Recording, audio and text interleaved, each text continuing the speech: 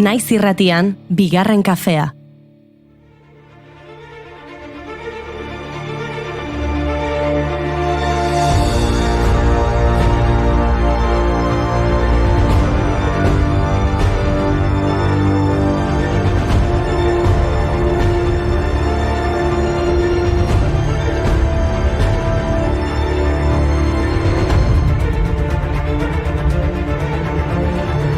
Arratsalde on daizuela, hilabete aldaketa, ordu aldaketa, eguraldi aldaketa eta hainbat aldaketa gehiago akaso, baina hemen gara oztopo guztiek gaindituta zuekin.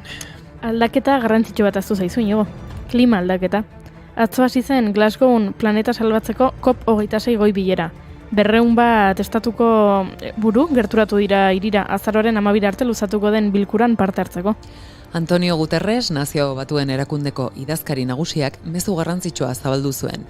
2030erako berotegi gasen isuriak 145 murriztea eskatu zien estatu buruei. Eta Boris Johnson Erresuma Batuko lehen ministroa izan zen goi bilerari hasiera emateko arduraduna. Klima aldaketa eta James Bonden arteko analogia egin zuen. Baina tamalez hau errealitatea da, ez da fikziozko pelikula bat.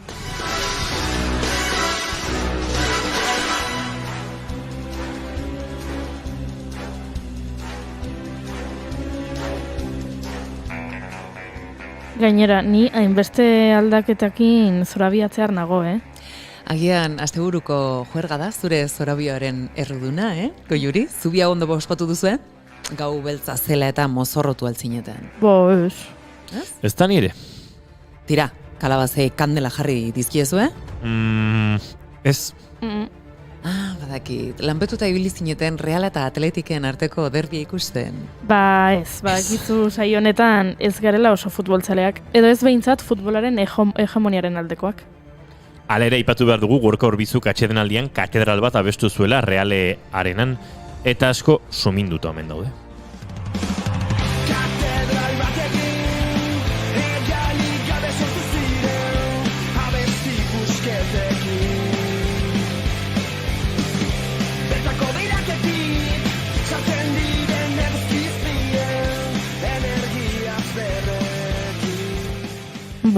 Nei gau beltzak baino beldur gehiago ematen dit futbolak jendearen aldartean duen eragina ikusteak,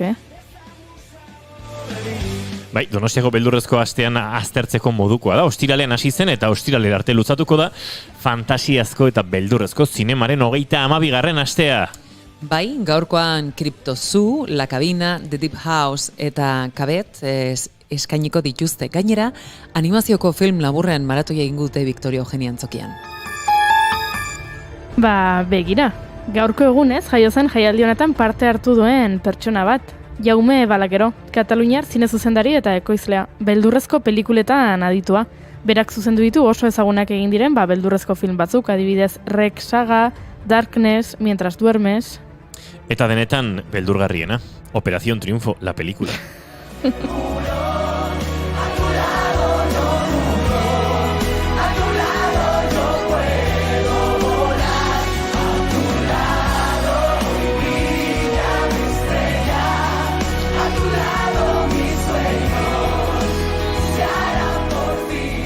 Oainez jetxi, ez, oain gora. Orain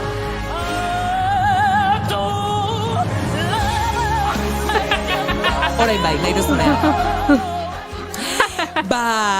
Musika aipatu duzunez, nik Ari Horritiraka jarraituko dut. Gaurko egunez jaio zen 1856an Antonio Peña Goñi, gipuzkoar musikagilea eta kritikaria.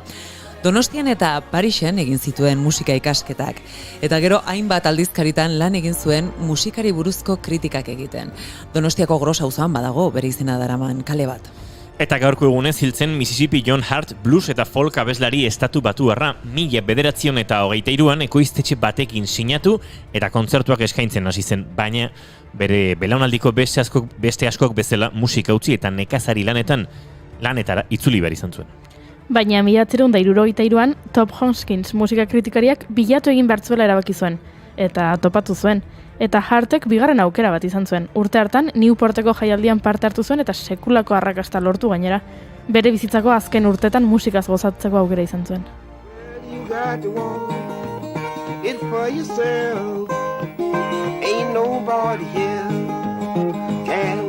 for you. You got to walk the back valley for yourself. My mother had to walk that lonesome valley. Well, she had to walk it for herself. There's nobody here could walk it for her. Yeah, she had to walk the back valley for herself.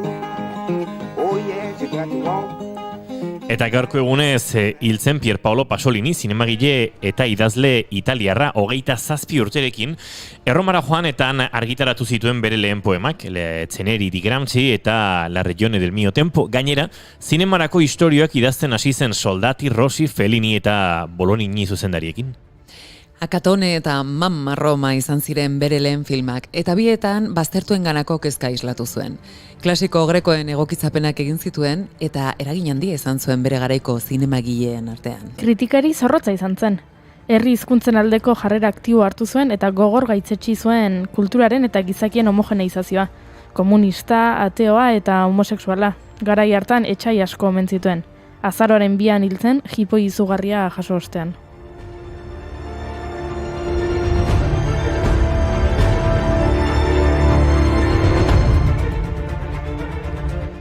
Eta bigarren kafetik pasadiren bi gonbidatuen urtebetetze eguna da gaurkoa. Batetik Estitxu Fernandez telebista aurkezlea, bertsolari eta kazetaria. Zorionak Estitxu. Eta bestetik Amaia Ruiz de Galarreta aktore tolosarra ere gaurko egunez jaio zen. Eta beste hau gustatuko zaizuelakoan nao, Gaurko egunez jaio zen David Schwimmer aktore, zuzendari eta ekoizle estatu batuarra, Friends telesaien Rosen papera egiteagatik ezaguna. Oh! Kantatzarra! The one the life was gonna be this way. The job broke, love that's the old way. It's like you're always stuck in second gear. When it hasn't been your day, you're with your home, or even your here. I'll be there for you. Aipatu ditugu gaurko egunez gertatutakoak, aipatu ditugu gau beltza eta futbola, baina asteburuko albiste garrantzitsu bat aipatu behar dugu. Aiora Renteriak musika utziko du aldi batez, zea maiseko abeslariak sare sozialetan jakinarazi du umetokiko minbizia duela eta urgentziazko ebakuntza egin diotela. Ebakuntza ondo joan da, eta holtzetara alden arinen itzultzea espero duela esan du. Guk ere horixe espero dugu, besarkada bero-beroa Aiora.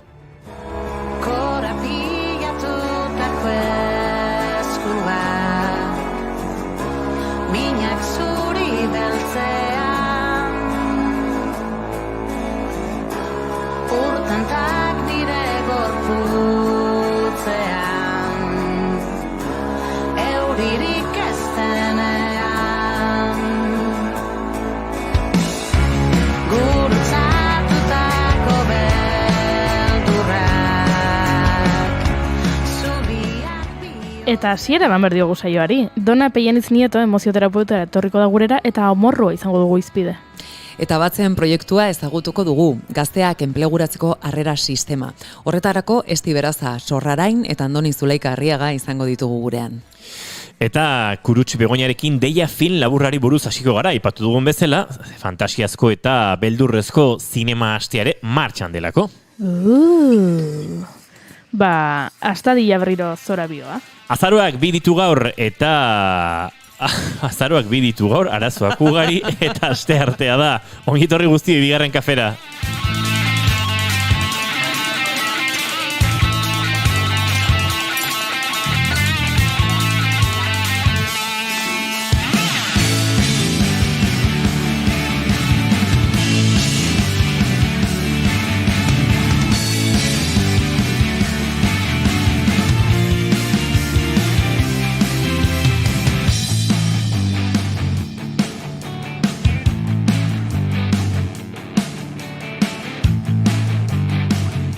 Zuekin, jaun Andreok, Mrs. Polvoron.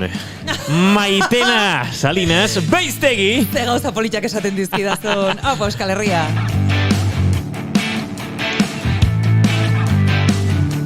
Eta Mrs. Polvoronekin errima paregaia egiten du Mrs. Otonek. Udazkenaren Andra Guaiori ezein zarandia. Arratsaldeon. Kaixo, kaixo.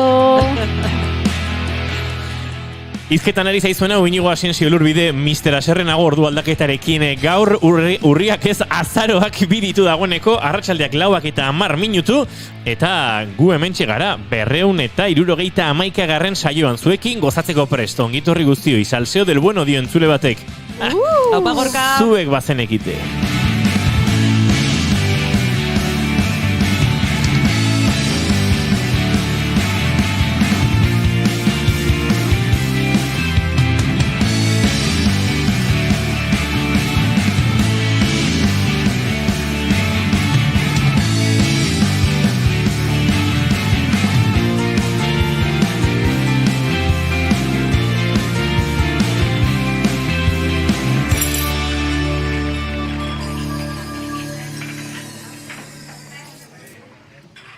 Prefiero ser sumiso y protestante del partido militante que odie toda dictadura.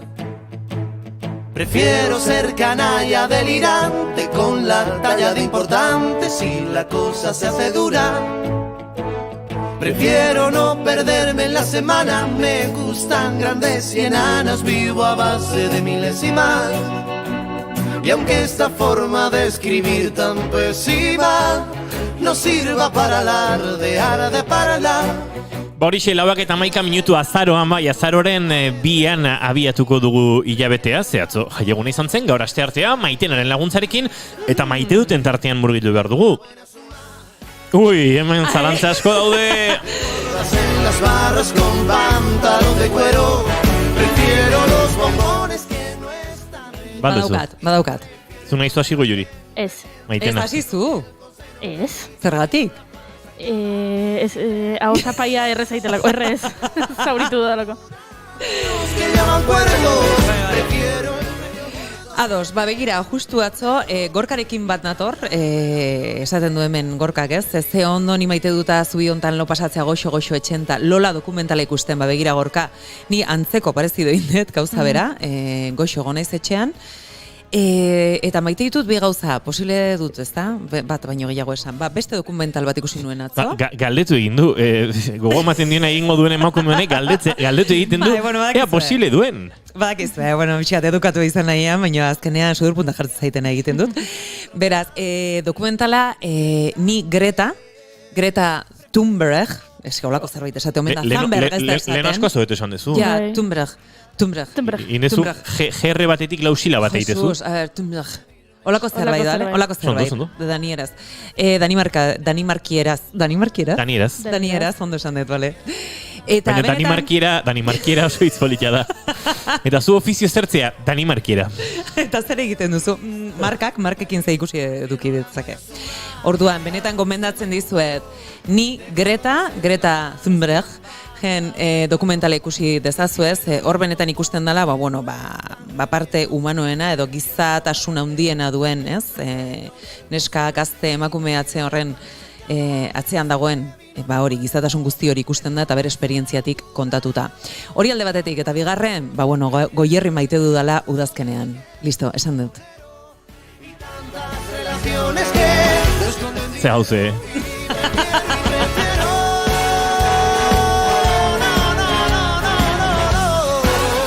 Eta zure maite dutago Juri? Nik maite ditut bizirik dauden olerkiak. Ze hasi naiz berriro pasaden urtean irakurri nuen olerkien liburu bat irakurtzen. Eta olerkiak nik uste dut asko aldatzen direla, zu aldatzen zoazenean olerkiak ere aldatu egiten dira. Eta orduan berriro ari naiz irakurtzen eta badirudi sekula irakurri gabeko liburu bat dela. Eta duela urte bete irakurri nuen eta hitzak ez dira aldatu. Eta liburua da eta mai gainean daukat eta inork ez dizkit hitzak aldatu. Baina badirudi ez udala sekula irakurri zen ni asko aldatu naiz, eta orduan hitz horiek asko aldatu dira. Edo ez dira aldatu, baina niregan beste, ez dakit, beste eragin bat izan dute. Eta orduan maite dut, ze olerkiak bizire daude.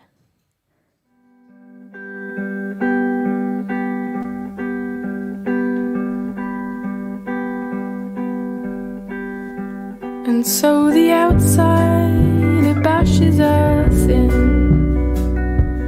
bashes us about a bit.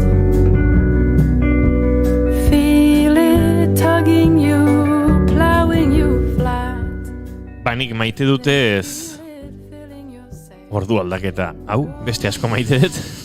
Baina hau ez, eta hemen arratsaldea asteragoia iluntzen ari dela sentitze hori gorrotu dut. Segurazki maite dut ez hau lehen urtean ere botako nun, baina esan beharra naukan.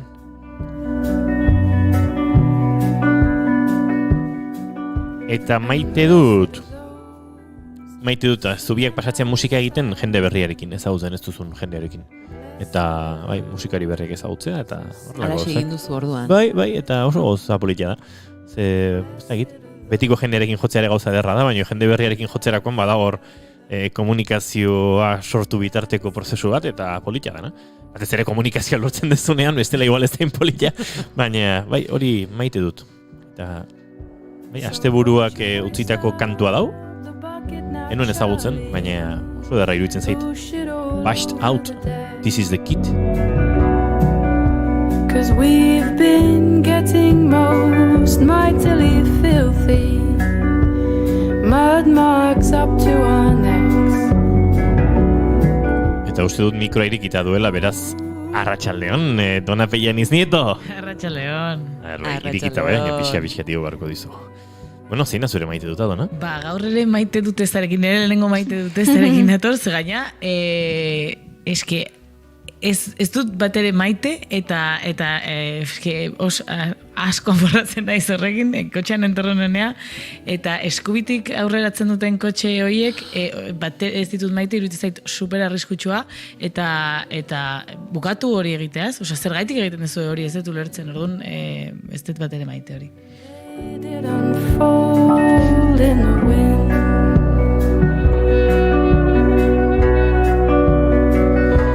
Ba horrela, 4:17 minutu, zuek ere zerbait maite baduzue, edo maite ez baduzue, edo maiteko bazenute, ba esai guzue, eta elkar banatuko dugu. Bitartean, gaurko saioa abiatuko dugu segituan, esan da bezala kantu honekin, ez da egin nola oskatu behar den, Bashed Out. Ez da nola dagoen idatzita?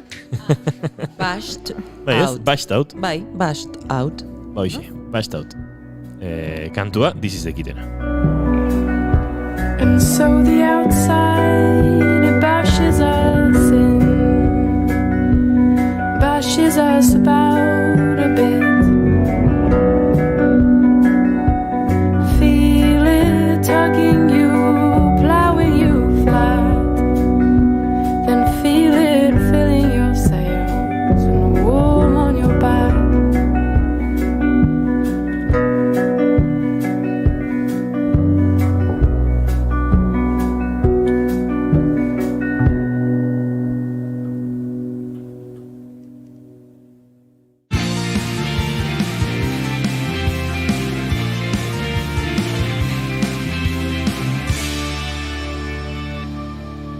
Emaiozu bigarren aukera bat egunari.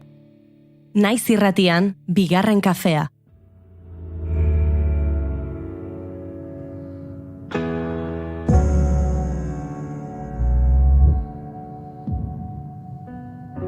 El orden y el desastre juntos, una vez silenciaste el mundo, yo dejé de existir. Eta beste kantunekin abiatuko dugu gaur Dona Pellaniz Nietoren tartea.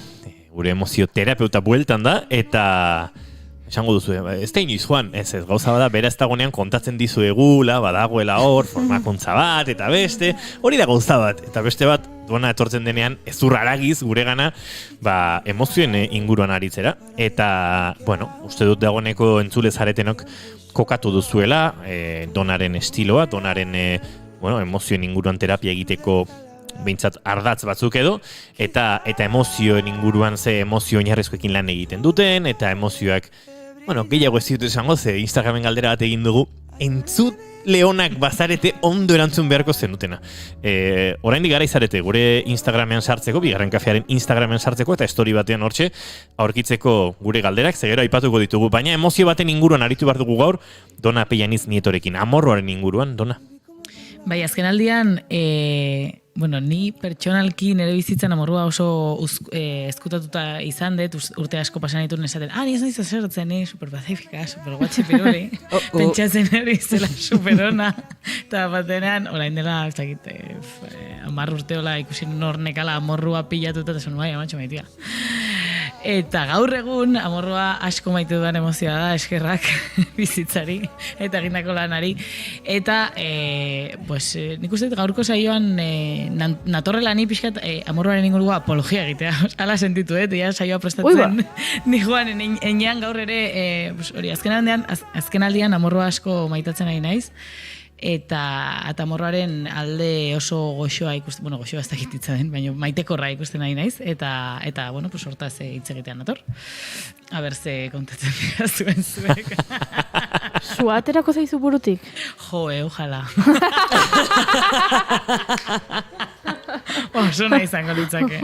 Egia da, gaur Instagramen jarri dudan Inside Out pelikularen amorruaren irudia asko maite, eta aurrekoan ere ontaz hitz egin genuen, eta da, niretzako oso ederkia azaltzen duen, amorrua oso ederkia azaltzen duen, irudi simplea, berez, eta hori ez, azkenean askotan ez bakoitzak bezitzen du amorrua bere erara, baina askotan amorrua da zaude lasai, aparentemente, eta batean asatatzen da hor sua, eta batean eztanda egiten duzu, eta gero jazta berriz ere jun egiten da, eta lasaitasuna ez, eta hor gelditzen den, pixkate sumendiaren metaforarekin bat, hor gelditzen den, ez dakite, laba guztia, edo, hautsa eta harria, eta hori, askotan hori da kaltegarria, eta horrek egiten du min, eta bogazen pixka bat kokatzea, jendeak ere amorrua maitatzeko... Ea erakargarria egiten duzun. Saiatuko naiz. We love amorrua. Bai, berez, zerratik ez? Ni hasi nahi nun saioa pixkat Instagramen bota egun galderaren inguruan, ze askotan amorruarekin, edo amorrua sentitzen dugunean, ez ditugu egoera... ez dakit goxoak edo, goxoa ezin da, bai alda, baina onuragarriak edo egoera politak, ez nola baita esateko. Orduan ez dakit jendeak ze esan duen, ze hori galdetu dugu Instagramen ez, amorruarekin bizitako egoera, ez dakit onuragarria, bizi izan duen jendeak, eta edo zuek, ez dakit zuek ere badakazuen alakorik. Gero komentatuko dut, bai. Venga, bai. Ni amorrua maitu dut ere. Ui, baita? Baita, kostazitzaietan zu ez dela prozesu bat egin nuen, baina bai. Ui, nik saio hau amaitu nahi dut amorrua maitatzen. Zenik momentuz, enuk esango behintzat amorrua maite duanik. Piskat gerturatzen baldin mazara maitasun horretara, pues ja asko indeu. Vale, perfecto. Saiatuko gea. Begira, Instagramen, zemezu politia norbaitek, idatzi digu, amorrutik, aserretik eta minetik altxortzat deten ipuin bat sortu dut. Eta ezagutzen dezue, xomorro lapurra. Eta hau Irati Garmendia da. Ze Iratik, amaren minbiziak sortu zion amorrua hartu, eta liburu bat idatzi zuen. Idatzi du, duela gutxi, eta gurean izan zen liburu hori aurkezten. Hau bai ondorio onuragarria, amorruaren ze polita. Bai. Erantzun gehiago, txaron, Pertsona batek esan digu, segure galdera zen, ea alderdi onuragarria topatu diozuen amorruari, eta beste pertsona batek dio, gerora agian bai, hausnartzea eramaten didalako, baina momentuan ez naiz ongi sentitu sekula. Esgarria. Askotan hori da bizipena, ez? Askotan... Bai, hor kokatzen da errexen, ez? Momentuan mintzetu lertzen dugu. Gero ja pasatzeakoan da usnartzeakoan hor batzutan jendeak atatzen du bere alde onuragarria, bale? Eta galdetu dugu baita, zer dan amorrua? Jendeari galdetu dugu? Hori igual gero esan dugu. Hori gero? Bale. Bale, oso ondo. Oso ondo iritu zait. Horrengo sorpresa mantentzen dugu interriga hor. Bale, hori gerorako. Eta alduzu esperientzia onuragarririk amorruarekin, beste erantzun bat iritsi zaigu, nire bizitzakin aurrea jarraitzakin nahikoa dut. Ui, ama. Ene bada, baina bizitzaren partea da amorrua ere, esan nahi dut, orduan pentsatzen dut aurrera ere eraman beharko dela amorrua, ez? Tristezia eta poza, eta... Ez badegu gero kateatuta gelitzen da hor, eta esperientzia porbeatik... Aurrera egitea bada, horregatik nion, aurrera egin nahi badugu bintzat. hor dago, ez? Eta azkenean hori ukatzea da, ni beti esatet emozioak ukatzen ditugunean, da ukatzea bezala gure eskubiko hanka edo begi bat, edo... Bueno, baina ze ondo, ez? Ze ausarta baita horrela botatzea. Beste erantzun bat eman zezakeen, eta beak esan du ez, begira ni hause sentitzen den momentu honetan, eta azken naiz horrela plazaratzeko. Gauza ona... Bai, iruditzen zait hori. Hortxe, hor 3 erantzun, oso ezberdin, batek, azkeneko hau irakurri duguna, bestea, bai, amorraren alde onuragarria erakutsi diguna, eta beste batek, diona, momentuan ezetz, baina hausnarketa baten ondoren baietz. 3 puntu ezberdin. Eta ezberdinak, bai. Zu Maitena ze kontatuko dugu? Ez naiz gogoratzen momentu konkretu batetaz. Eta gehiago, nire hausnarketa eta egin dudan prozesuari begira. Eta, bere momentuan ikusten nuen amorrua sentitzea, eta nineronik ere, agresibitate hori azaltzea zerbait txarra zela, ez? Badu amorruak ere agresibitatetik, ez? Eta orduan nire indarkeria propioa baztertuta nuen. Eta konturatu nintzen, indarkeria hori baita nire burua babesteko balio zuela, eta nik hori ukatu ezkero, enintzeteklakai izango nire burua ondo babesteko. Orduan hor, prozesu bat egin nuen, nire indarkeriarekin, amorroarekin bat egiteko, ulertu nuen, besarkatzen dut, beti etortzen da mezu batekin atzean, beraz, normaltzat hartzen dut gaur egun askeago sentitzen naiz, eta batez ere autodefentsa ikasi dut.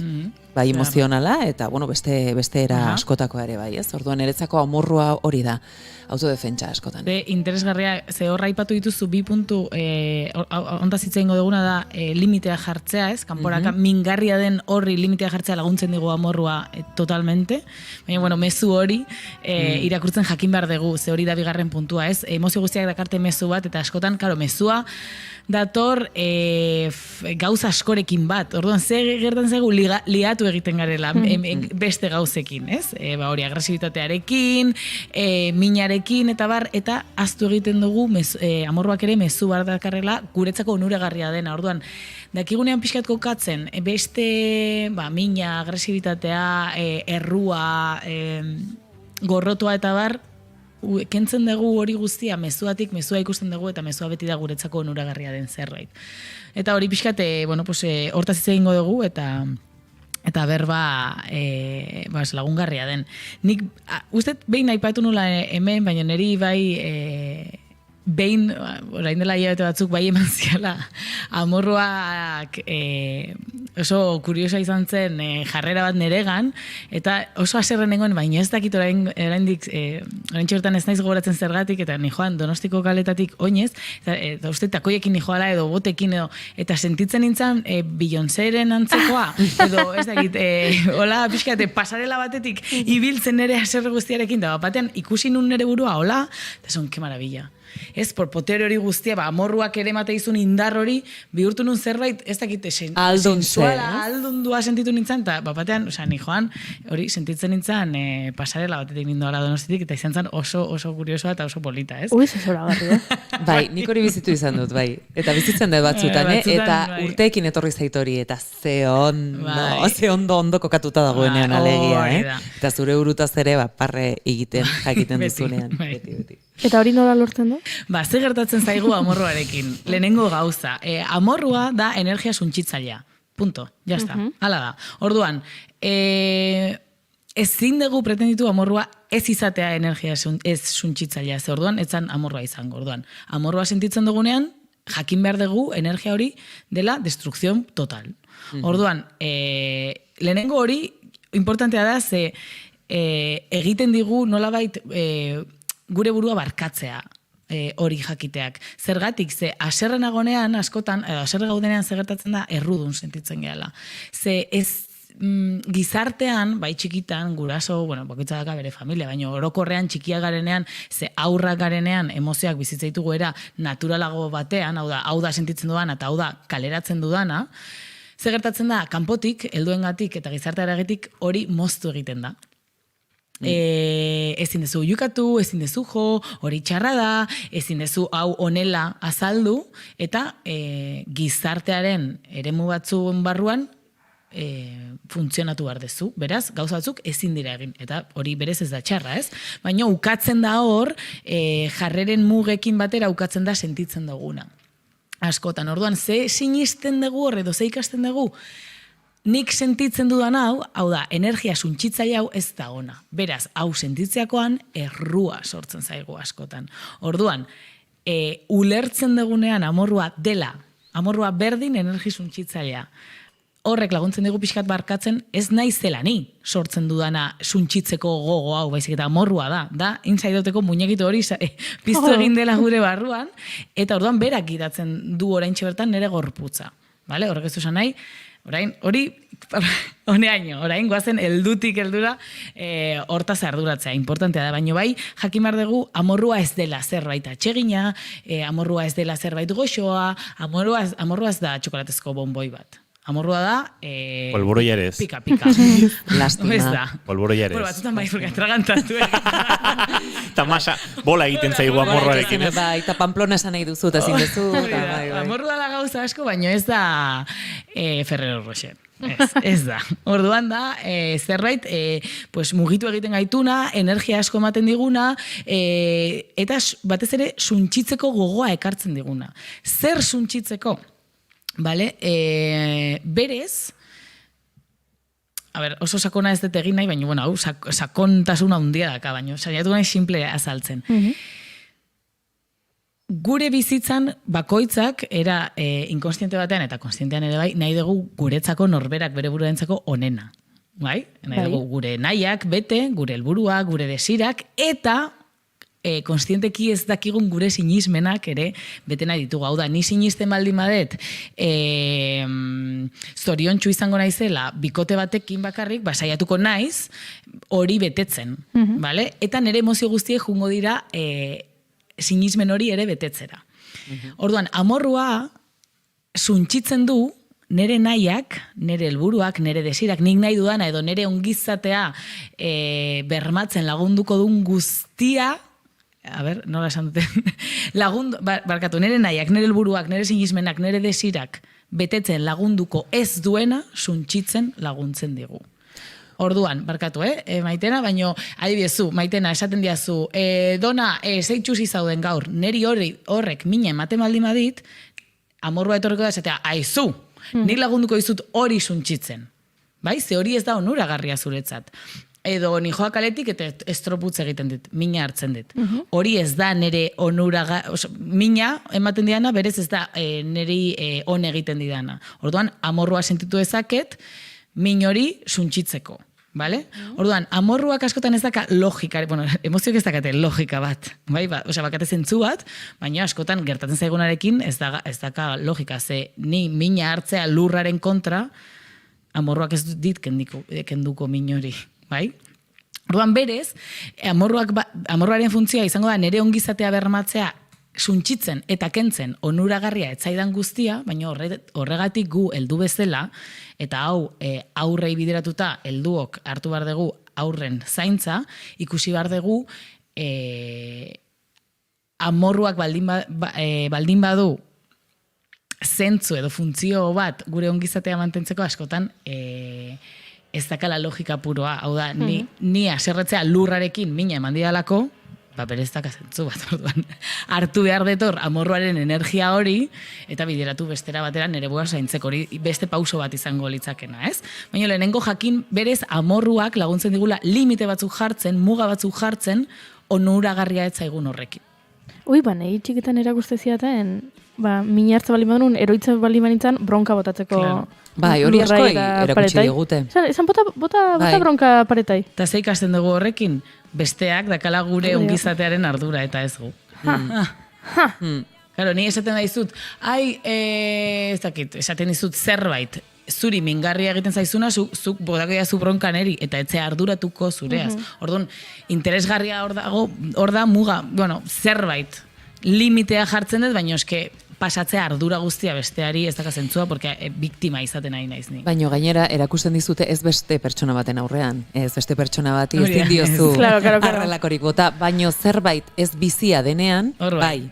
Orduan hor badago, ez? Nasketa bat Hombre. umeentzako, honi bai, baino berez beste pertsona bati ez, jo nauenean adibidez, ez? Edo horrelako bat, horrelako Hori da. egoera batean.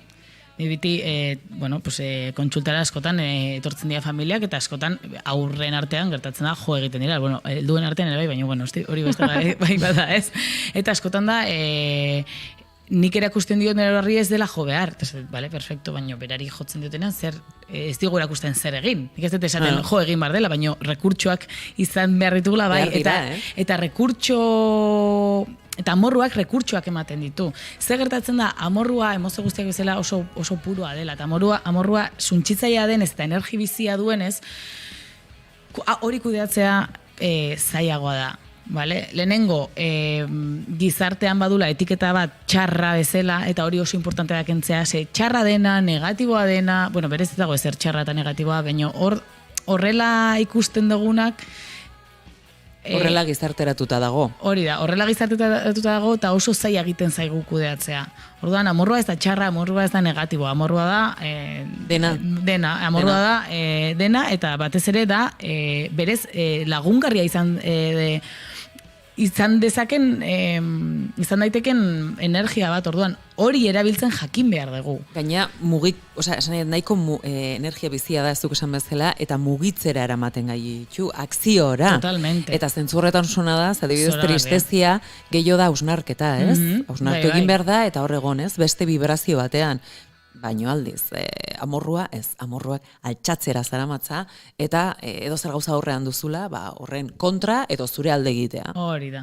Eta egia da, amorrua ez dator bakarrik, amorrua askotan dator beste emozioekin batera, zergatik, bizitza askotan nahastua da, eta gu nahasten gera bizitzarekin, eta, egoeren aurrean oso ezoikoa da emozio bakar bat sentitzea, ez? Askotan pilatu egiten dira. Baina amorrua sentitzen dugunean, amorru bizia, ni beti esaten, gelditu hor, alba ezu gelditu, ezin baezu ateak horrik aitea, jo kojein bati, oiukatu etxean, dantza egin, margotu, biluztu eta jantzi, gauzak puskatu, berez, importa zaizkizunak horri bat, edo egunkari bat, edo ez dakit, hartu kojinak etxekoak eta bota horrela zerbait, askatu, era osasuntxu batean eta sortzaile batean, hori kanalizatzeko, eta gero hausnartu. Ze amorrua sentitzen dugunean, pentsatu beti dagoela zerbait, aizaizuna esaten, zuk nahi zenun zerbait eta ez dezu izan, zuk behar zenun zerbait eta ez dezu izan, zuk zenun helburu bat eta ez da bete. Orduan, behin askatu dezunean pixka eta morru hori eta lasaitu egin dela, gelditu eta etxean hausnatu pixka bat. Ze gertatu zait, edo ze gertatzen nahi zait, erreflexatzen nahi diala, nik nahi nuen zerbait edo behar nuen zerbait edo nuen helburu bat, ez dena betetzen ari. Orduan, amorrua berez, etorri da zure gana nolabait esatea, ni lagunduko dizut hori betetzen, edo betetzen ez dizun hori suntsitzen.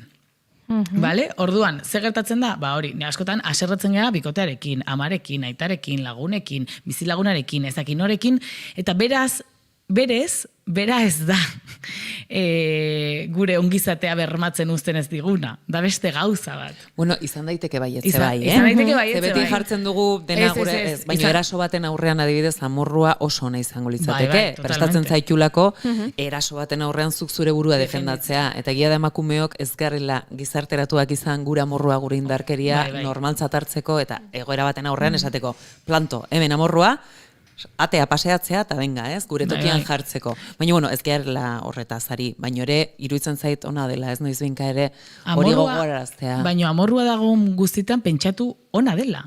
Ze, kriston mezua esaten nahi da, nun zu sentitzen dezu, zure limite batzuk gaindituak izaten nahi direla. Bai, eraso batengatik, bai injustizia sozial batengatik, bai bizilaguna musika fuerte duelako gaueko 12. Eta zuna ezu eskaintzatu. Orduan, nolabait zure ongizatea bermatzen duen muga horiek gaindituak izaten ari dira. Orduan, ikusi zer dagoen hor, eta erabili amorruaren energia hori ez suntsitzeko bestea. edo bai behar bada. Badazpada ere, Baina, bueno, kasu oso muturreko kasuetan. Ez suntzitzeko bestea, baizik eta zure ongizatea bermatzeko. Hau da, berriz ere jartzen dut adibidea, Maitena dator edo norbait dator eta bultza egiten dit. Tenis sentido, mesedez, aldiazu ez bultza, pues, lehenengo, niri normalean olako gauzak atatzen zaizkit. Eta Maitena dator eta berriz ere bultza egiten hau. Maitena ja, pixkat nire amorroa etorri da, eta nik usten diot ateatzen, ez? Aizu, Maitena, ez diazu entzun? Eta berriz ere etortzen da, eta bultza egiten hau. Ba, igual, 3. bultzatzea datorrean ni oso fuerte jarriko den gorputza eta ez diot utziko. Vale? Berez, ez nago Maitena suntxitzen. Baina hain naiz limite bat jartzen, baina bai erasoa suntzitzen ari zara. Hori da, limite bat jartzen eraso horri. Eta hortan bai aldigu emorroak lagundu. Gure limitea, gure ongizatea mugatzen duen limite horiek, barrera horiek mantentzen. Nire esate eta amorrua dela ejertzitoa. Eta orduan behar dugu batzutan, normalean ez da behar. Vale? Baina bizitzen ari bagea egoera bat, nun erasotuak sentitzen garen erabatera edo bestea, ejertzitoa ere bar da, esatea, honeaino. Baina ez honeaino ateatzen ditut, eske hemen gudaren paralelismoa egingo, baina ez ateatzen ditut armak eta suntzitzen zaitut, baizik eta ez, mantentzen naiz, eta babestu egiten dut nere burua. Eta hori oso importantea da, eta hori da amorruaren alde maitagarri hori. Ze asko laguntzen praktikoa, ez? Praktikotasun bat baduela, legia, ez? Ez dela zerbait txarra izatetik, baizik eta, bere helburua duela. Hori da, bere helburua duela, eta helburua azkenean da gure ongizate hori mantentzea. Orduan, goazen berarekin bat hori egitea, ez? Gure burua zaintzea, ze gertatzen da, eta zuk leheno atea ezun bezala, askotan, nire esperientzia profesional behintzat, amorruarekin zailtasun gehienak ditugunak emakumea gera, ze ez digute baimendu hori. Zuk ezin dezu hau sentitu, edo ezin dezu hau adierazi behintzat, ez? Eta orduan... Sentitzen da. Sentitzen da, baina askotan... hemen landu dugun bezala, jarreran jartzen ditugunean mugak, ez badegu esplizitatzen emozioan ez daudela mugarik, eta zuk sentitzezuna baimena duela, askotan ez da ulertzen. Eta aurrek, eta jendeak ez du ulertzen. Orduan, esplizitatu egin behar da. Aizu, ez jo, edo ez delakoa, baino, sentitzen dezuna, noski baietz, aldezula sentitu, eta hemen tokia du.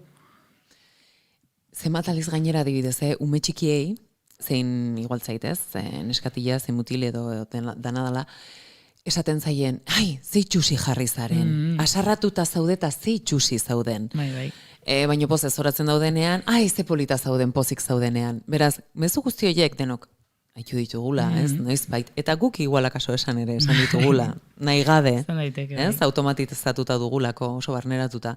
Gauza guzti horiek ere, ez, amorrua, kontu hondekin libili barra daukagu.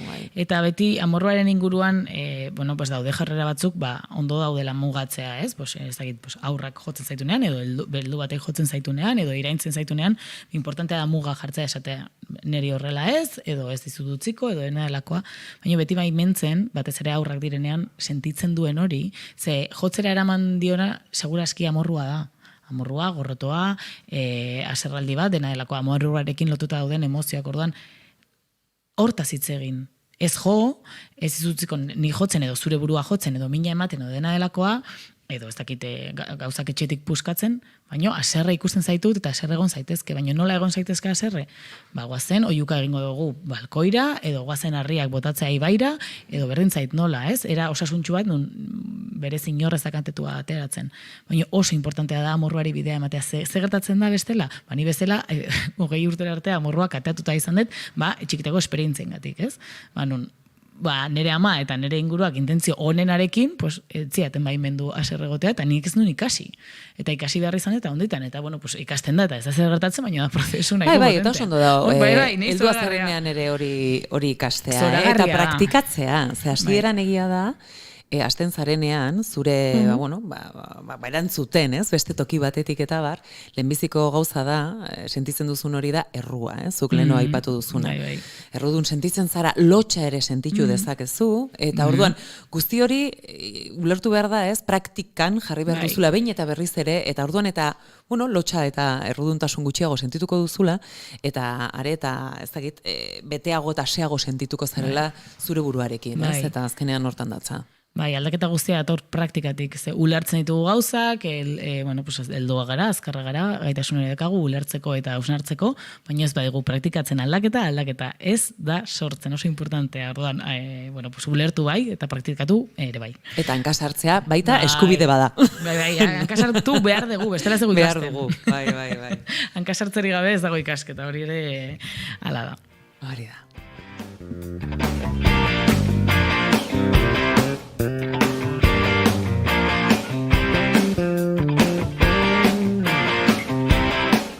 Bizarra egiten dut, ispioaren aurrean lastera fusilatu behar duten alegez. Astiro eta morruz,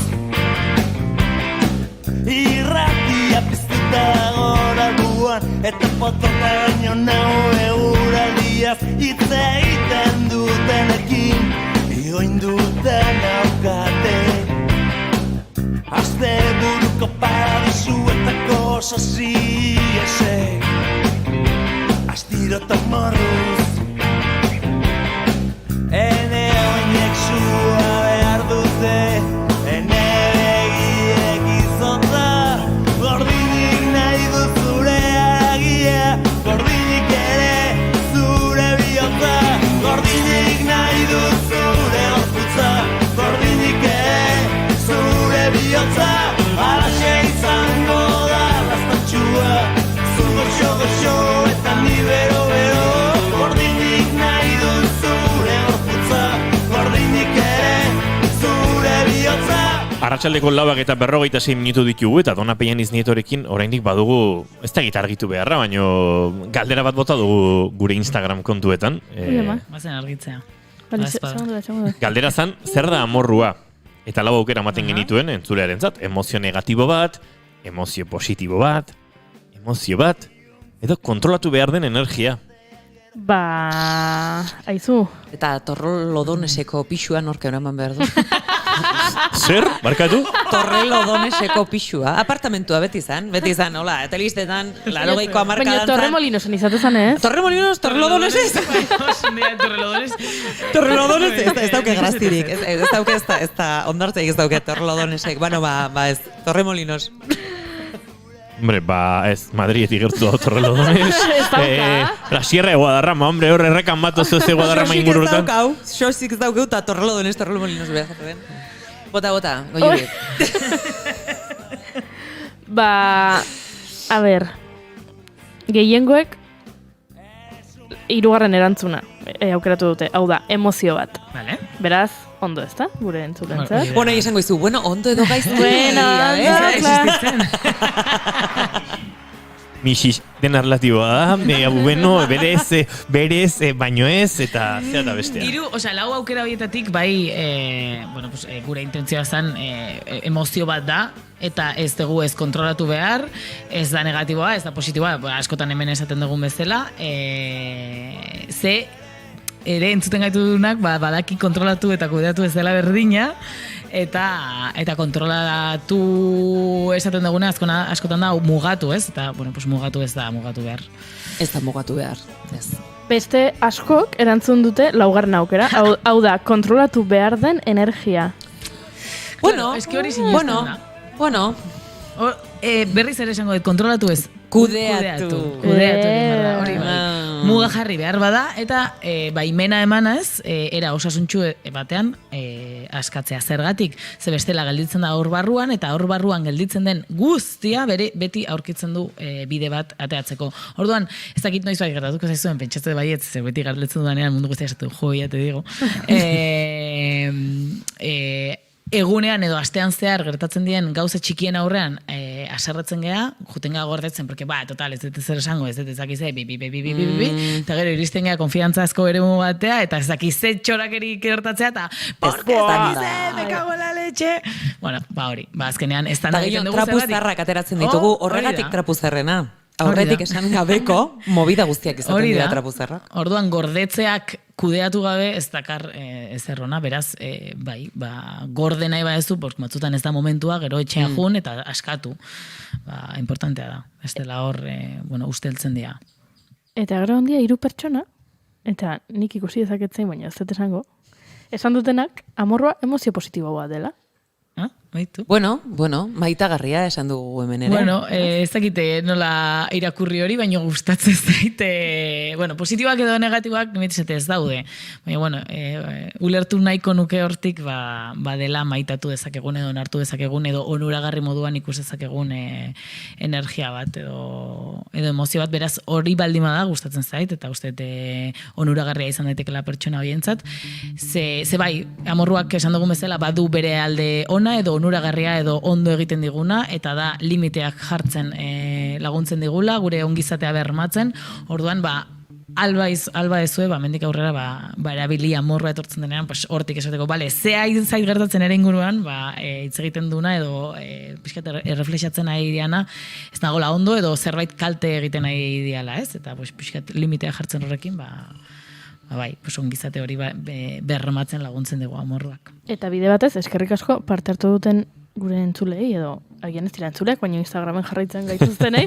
Noski bai. Jende pila batek parte hartu dugu gaurko inkestan, eta lasai, galdera gehiago ditugu. Bai, eta gaina, gelditu zaizkit gauza pilo bat esateko amorraren inguruan, hasi que etorriko naiz berriz ere amorruarekin. Amorruz eta amorruarekin. Hori da, amorruz, gaina, amarratuta etorri naiz, kotxearen gauza horrekin.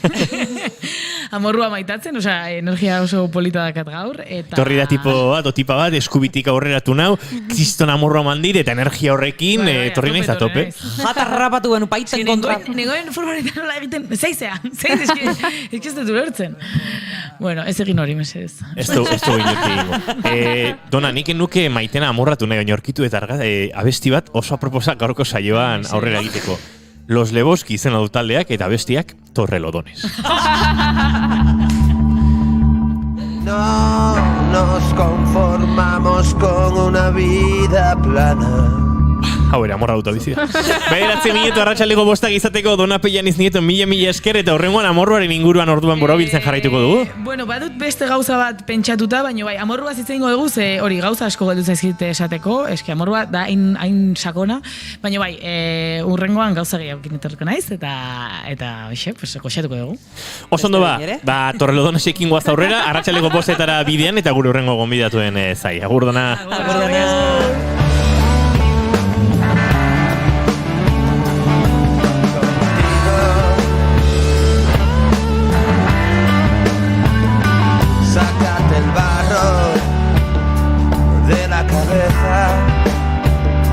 Tira del cable, fumamos porros de los 90, nadie al volante. Y hay hostias dadas y recibidas, la base del aprendizaje. La bota, llénate el vaso, prendele fuego al equipaje.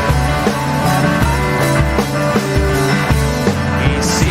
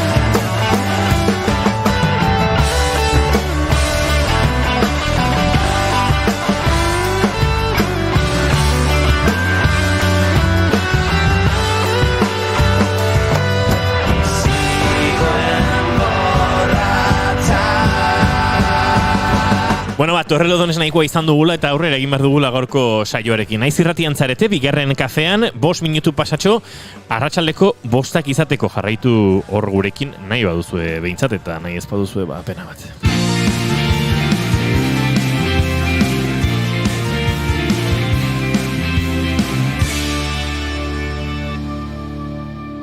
Keep calm and bigarren kafea.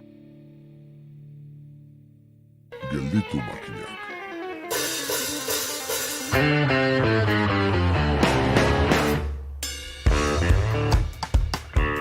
Norbaiti zerbait zor diezaiokezu, edo baten bat zorrotan egon liteke zurekin. Posizioa dena delakoa delarik ere, kitatzeke dagoenaren arabera zein da gure jokoera.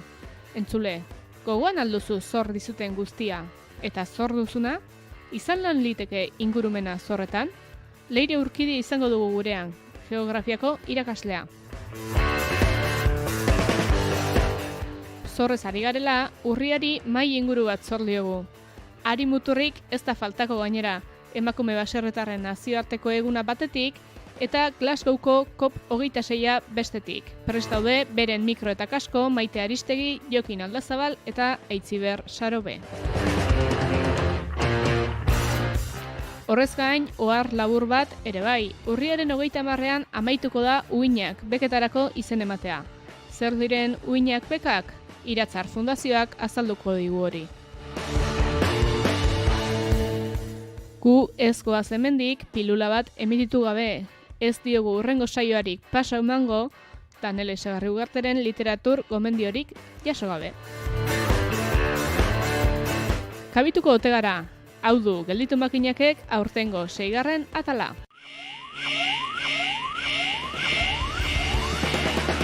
Jada entzun gai duzue gelditu makinakeko azken saioa, gure webgunean eta podcast plataformetan.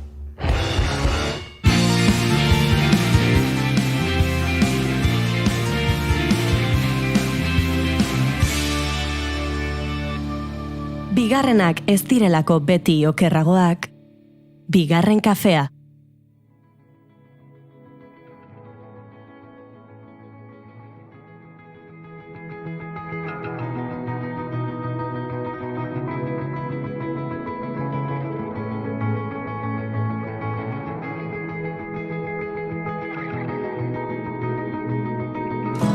Hasi naiz egonean inora, azken aireportuko hegazkinaren zan. Gaztea zarenean, bizitza zuretzako irekitzen dela sentitu dezakezu. Aukerak hor daude, zure erabakien esperoan. Edo hori uste dugu, eskubideak bermatuta eta sare familiar sendo bat izan dugunok, arreta jarri gabe askotan denok ez dituztela behar bezalako abaguneak izaten. Badira atzerritik iesi guregana iristen diren umeak eta gazteak, bakarrik eta noraezean euren burua biziraute prozesuan inpernua ezagutu dutenak.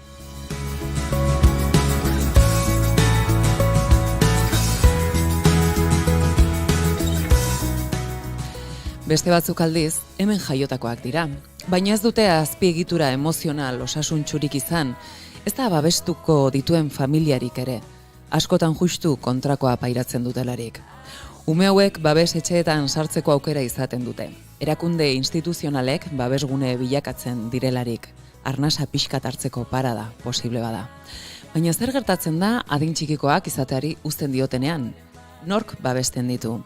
Nola lortu bizitza normal bat eraikitzea eta gizarte honetan funtzionala izatea langabeziak eta besteen aurreiritziek kolpatzen zaituztenean.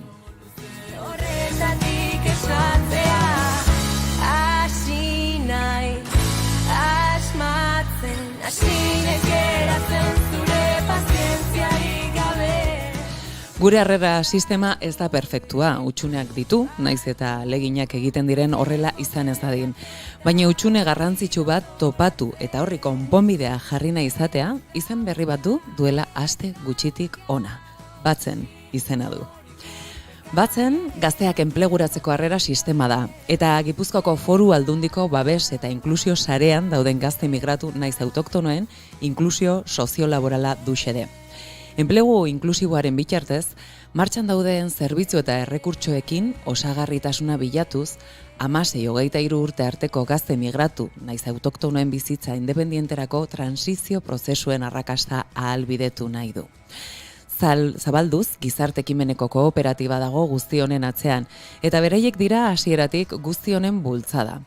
Gaur gurean, honen inguruan hitz egiteko, Esti Beraza Sorrarain eta Andoni Zulaika Arriaga ditugu Zabalduz kooperatibako kideak.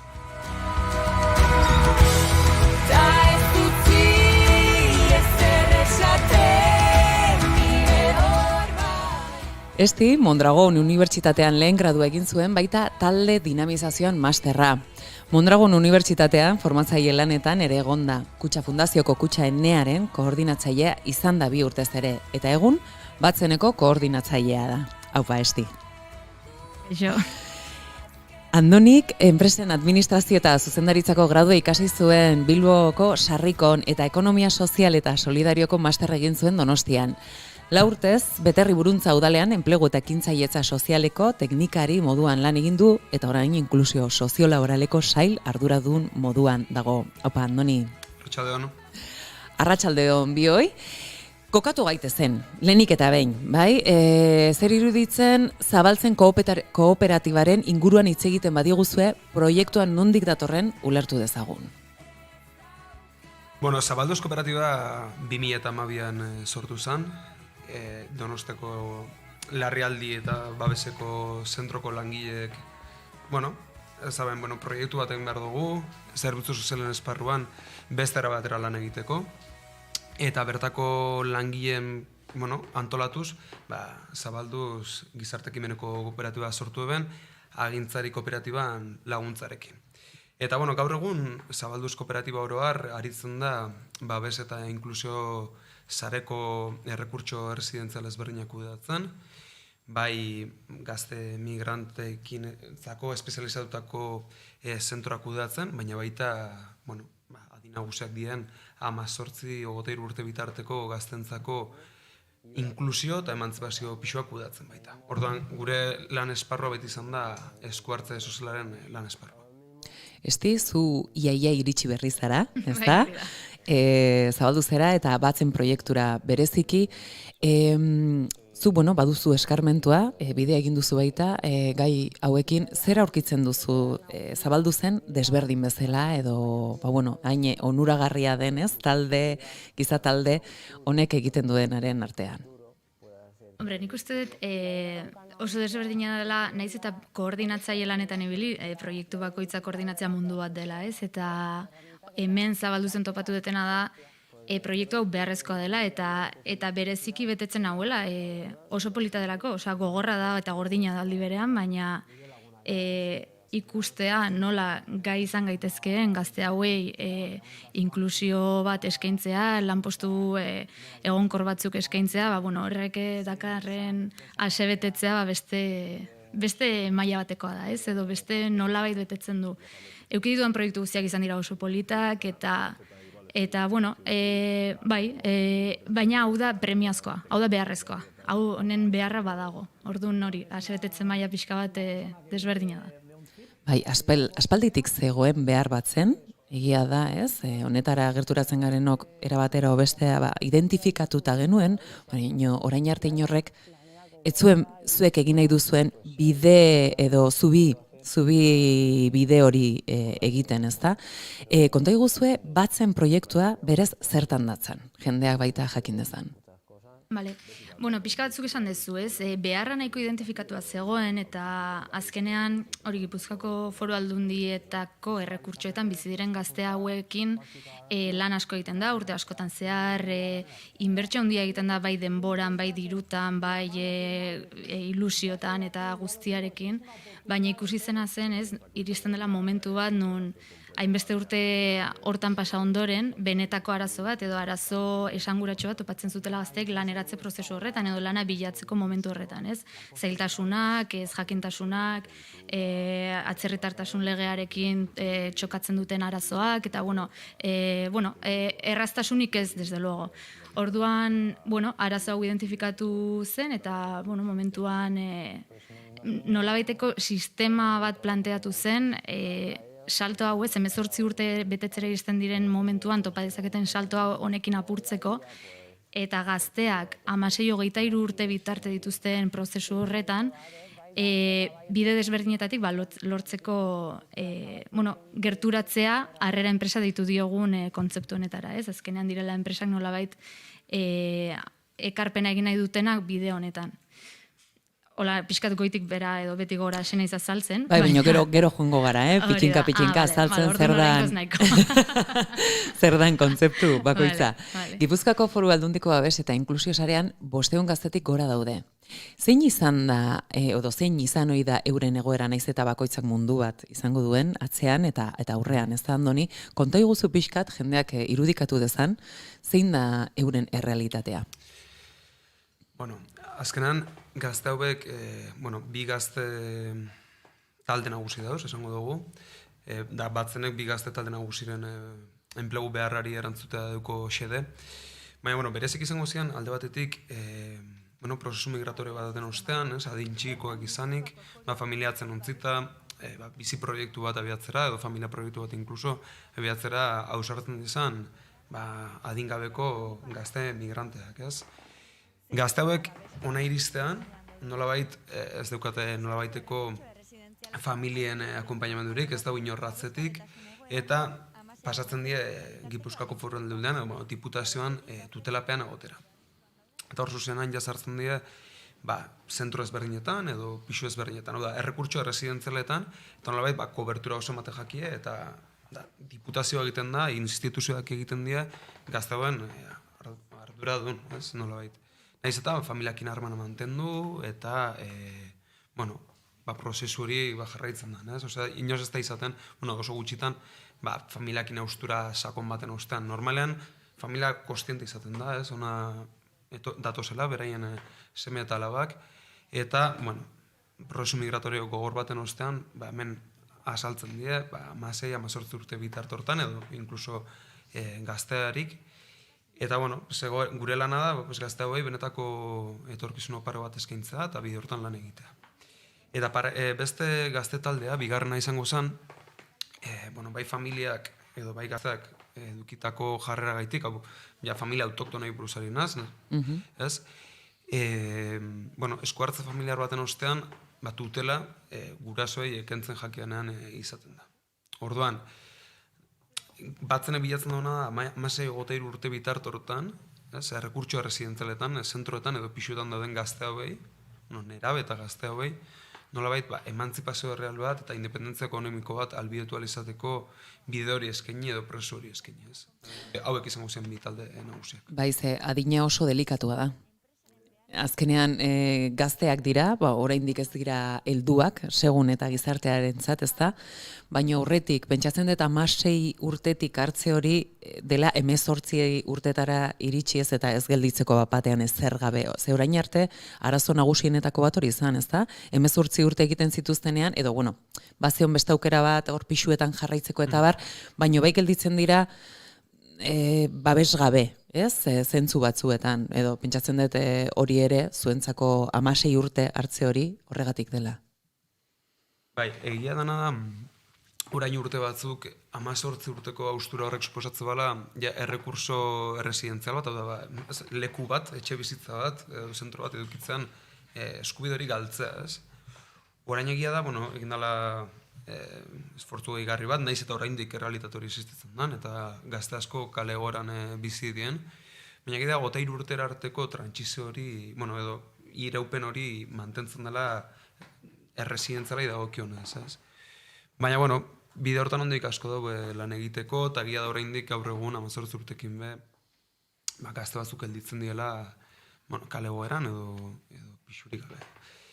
Baita, epatzeko, Zabalduz kooperatiba izan dabe bai, lehenengoko entitatea proiektu pilotuak kudeatzen, Gazteon Sarelan deitzen den programan bitartez, eta hemen gazteek ja 16 urtetik 23 urtera bitarte hortan, nolabait ezitzaile berdinak indauz, etxe bizitza berdinan dauz, eta prozesu hori modu eroso, progresibo eta errealistago baten egiten da. Porque zuk esan duzu moduan, gazte hau bestela oso gaztetarik exigitze jake nagusi egitea, ez? Hemen gaur egun emantzipazio media 29, 31 urte bitartan dagoenean, gazte hauei eskatzen dut zegoena da, 18 urtekin, egin nagusi, bilatu lan bat, etxe bat, eta aurrera, haupa gaztea. Hori da, eta gaina ia babesi gabe edo sarerik eduki gabe, ezta? Beste hori kostatzen bazaie, sarea aukita, pentsa sarerik edukitzen ez badute. Batzen sistemaren aurkezpena urriaren 15ean egin zen Tabakaleran, eta bertan Kataluniako eta Sevillako beste elkarte batzuek ere izan zenituzten. Eurak ere inspirazio iturri bezala erabili dituzue. Konta iguzue pixkatorren inguruan, esti? Bai, hor gonbidatu genituen bi proiektu desberdin, bat Andaluzia Insert Andaluzia Fundaziotikan, eta bestea PILS programa, nola zen izena? Resilis Fundaziotikan hori da berkatu. Eta, bueno, bai, azkenean inspirazio iturria dira, zeren arazoa berdin da Andaluzian, Katalunian edo hemen, ez? Agian pertsona kopurua desberdina dituzte, edo errekurtsoetan bizi diren gazte kopurua desberdina izan daiteke, baina arazoa berdina da, ez? Eta guretzat oso garrantzitsua da ikastea gainontzenkoengandik eta ikustea ea beraiek egiten dituzten programa hauetatik guk zer jaso nahi dugun eta zer aldatu nahi dugun eta nola egin dezakegun hau gure realitatera eraman da, ez? Batzen azkenean esan bezala hasi berri den proiektu bat da, duela 3-4 aste aurkeztu genuen, eta ez da prototipo bat, baina bai da lehenengo proba bat, ez? Eta bai da hasiera punto bat, gelditzeko etorri dena, ez? Lana badago, baina ikusi behar duguna da, gainerakoengandik ikasita, guk zer egin nahi dugun, eta hortikan aurrera, datozen hilabetetan asko ikasita hortikan zehaztu nola izan nahi dugun batzen, hemen, ez? Gipuzkoa mailan eta gero albada Euskal Herri mailan ere zabaldu. Ze izen polita aukeratu duzuen gainera, batzen. Ze hortan datza? Hemen egiten dituguna da, indarrak batu, ezta? Eta indarra batze horretan, enpresak ere erakarri nahi dituzue. Era aktibo batean parte hartzeko aukera dute. Agian orain arte proposamenak izaten ziren, ez? Ondo etorriko litzaizuke, baina zuek zuzenean esan duzu ez, begira, guk sortu dugu sistema bat, nun zuk ez daukazu ezertaz arduratu behar, eta ikusi honetan datza. Kontau, ze ziur nago, enpresa duten jende asko entzuten egongo direla, nola da sistema, nola funtzionatzen du enpresetarako? Bueno, guk egin duguna da proposatu batzen sistemak harrera enpresentzat metodologia desberdinen bitartez konpromesu mailak hartzeko aukera. Egia da planteatu ditugula 3 aukera desberdin, baina beti izaten duguna da, eta horrela egiten dugu, horrela sinisten dugulako, nola egiteko abanikoa dela, eta gero hor ikusi beharko dela enpresa bakoitzak ze ekarpen egin nahi duen, egin dezakeen, edo nola moldatu gaitezkeen, ez? Baina, bueno, pixka bate 3 maila hauek azaltzeko, lehenengo oinarrizko mailan esan dezagun helburua dela enpresa eta gaztea gerturatzea, eta horterako proposatzen dugu, enpresa konprometitu dadin, hitzaldi bat ematea gazteei, ez? Pixka bat beraien sektoretikan dauden beharrak, etorkizunerako aukerak, sektorean topatu ditzaketen behar horiek edo intereseko inkluso formakuntzak ere, ez? Esateko, datozen urteetarako beharko ditugu perfil konkretu hau, jaso dezaten informazio hori, ez? Orduan, pixkat, konpromesu maila honetan egin nahi duguna batetikan hitzaldiak, bestetikan baita ere elkarrizketa simulakro batzuk, zeren hau guztiontza da garrantzitsua, ez? Lanpostu bat lortzera goazen momentu horretan, presgoa zela sentitza, eta sentitza lehenengo aldia dela lan elkarrizketa bat egin duguna, ez? Orduan, hortarako ere lan elkarrizketak egiteko prestutasuna, eta 3. da, enpresak bisitatzea, hau da, gaztea, joan dadila edo joan alizatea enpresara bertara eta ezagutu dezan pixka bat zein den Gipuzkoako realitate enpresariala eta ikusteko nun dauden aukerak nuknez, batzutan gertatzen delako, ez? Argi daukatela etortzen direla ideia jakin batekin, ez? Nik hau izan nahi dut edo lanpostu hau nahi dut, baina gero, errealitateak beti ez duela bate egiten beraien idea horrekin. Ordu pixka bat, lehenengo konpromiso maila honetan nahi duguna da, zabaltzea beraien prisma horiek eta ikustea ze lan aukera desberdin dituzten. desinteresatzen ez. Pentsatzen dut azkarra eta iruak, baina... Ez, baina badakizu zer den honena, bigarren kafean, ez dugula presarik. Gehorrelako komunikabide bat, ez da, gutxidan pasatzen den zerbait da, eta gu gauzak hartzen ditugu goxo. Orduan, lasai segi azaltzen. Konturatu altzara ze musika dagoen atzean? Bai, konturatu naiz eta pixka despistatu naiz. Konturatu naiz aurpegian nola juntzaiola pixka bat. Bueno, esan behar dugu... Juntzaigu. Gero jarriko dugu bukaeran. Eta gero esango dugu sorpresa. Venga, entzuleentzat bukaeran esango dugu zerbait oso kuriosoa dena eta oso polita. Bueno, segi, hori ze izango litzateke, aukerak sortuz? Hori da, aukerak sortuz. Hiru pauso daude, aukerak sortuz, bigarrena aukerak auspotuz, eta hirugarrena aukerak zabalduz. Bale, aukerak sortuz bota diguzu. Aukerak sortuz, hori da. Lan elkarrizketak, bisitak eta hitzaldiak. Orduan, bigarrenarekin helburua daukaguna da ja gazteari nolabaiteko praktikaldiak edo lan kontratazioak bilatzea. Orduan, ontarako egiten duguna da, askotan logika izan da gazteak formatu egiten ditugu, edo formatu egiten dira beraiek, ikasketa desberdinak, eta ben amaitzean hasten dira praktikaldien bila edo lanpostu baten bila. Eta hor zailtasunak topatzen ditugu, lehen esan dugun bezala. Orduan, pixkat helburua da kontrako bidea egitea. Eta orduan, enpresa batera jun, identifikatu zein den daukaten behar hori, edo ze perfil beharko duten etorkizun batean, eta gazte bakoitzari bilbide formatibo espezializatu bat, edo individualizatu bat prestatzea, jakin dezan, ikasten ari den momentu horretan, nun bukatuko duen. Orduan, nik badaukat urteterriko, 2 urteko ibilbide bat, ikasten ari naiz jakinda gero aukera bat daukadala. Beraientzat oso garrantzitsua delako jakite aukerak dituztela ikastea. Eta eukiko dituztela, oraintxe zerbait ematen didate, baina igual bigarko egunean honek ez du praktikotasunik, edo ez du, helburu finkorik izango. Hori da. Orduan hor, bai praktikalia baina bai lan kontratazioa bilatzeko, identifikatu enpresaren beharrak, identifikatu baita ere gaztearen perfil soziolaborala zein den, hortarako sortu dugu baita ere erraminta bat informazio guzti hori jasotzeko. Eta hori batetikan ibilbideak egin, eta gero beste modalitate bat da baita ere konpromiso maila berean, lan bitartekaritza bat egitea guk, nolabaiteko lan poltsa bat sortuaz, azkenean guk gure errekurtsoetan dauden gazteak 80 bat dira, eta, 80 kurrikulum ditugu. 80 kurrikulum, Gipuzkoako enpresak, mesedez, 80 kurrikulum ditugu. Hortxe, goxo, zuen zain. Hori da, bai. Orduan hori bigarren konpromiso maila litzak, eta ja hirugarrena, hemen esan dezagun, volumen handiagoko edo kontratazio maila altuago eduki dezaketen enpresekin, hitz egitea litzakela, urteroko inklusio helburuak definitzea, ez? Esatea zaizu, urtero ezakit 10 persona hartzen badituzue praktikaldietan, zergatikan ez 4-5 gure rekursoetan bizi diren gazte hauek izan, edo ibilbide hauetatik datozen gazteak, ez? Berdin lan kontratazioetarako. Orduan ja pixka bat ari gera epe luzeragoko helburu horietaz. Eta gero azkenik ere esatea, beste erraminta bat ere erabili nahi dugula ontarako, dela laneratze enpresen sorrera. Ez nolabait,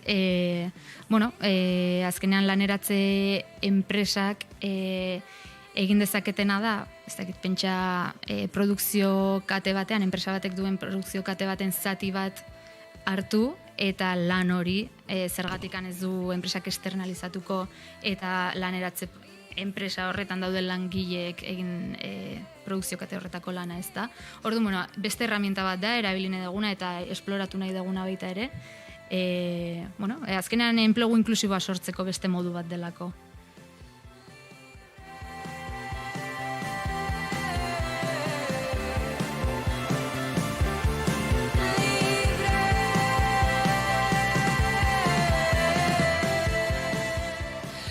Andoni, askotan, pentsatzen dut, aurreiritzi asko ditugu denok. Kontrakoa esaten duena da, oraindik ez duela bere burue ondo analizatu, ez? Sinismenak direla, kultura dela, euskalo komunikabideek esan digutelako, beldurrak izaten ditugu askotan, ez? Beldurrak edo, badakigu, esan bezala, gure aurreiritzi horiek. Hori bertan bera usteko, iruditzen ze garrantzitsua dela jendeak ulertzea, gazte hauek, bereziki, talentu handiak dituztela. Besteak beste, bizirauteko, garatu behar izan dituztelako, ez da? Garatu egin dituzte zenbat gaitasun. Gaitasun horien artean adibidez, eta enpresa batek onura bezala eduki ditzakenak, zeintzuk izan daitezke? Nik uste dut, gazte hauek lehen aipatugun enildotik, ez?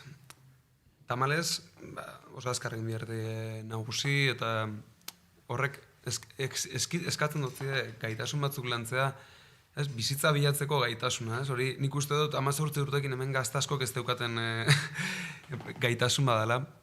Eta horrekin lotuta, ez, nolabaiteko gaitasun sozialak, ez, hizkuntza azkar ikasteko gaitasuna, ez? Osea, iritsi hona eta lehen ez dugu aipatu, baina urtebetean ikasi behar dabe hizkuntza oso ondo, porque segituen formatu behar di, porque baldintzatako bat errekurtso residentzialetan egoteko da, nolabait, formazioetan egotea, edo, ez, formazio relatuekin jarraitzea.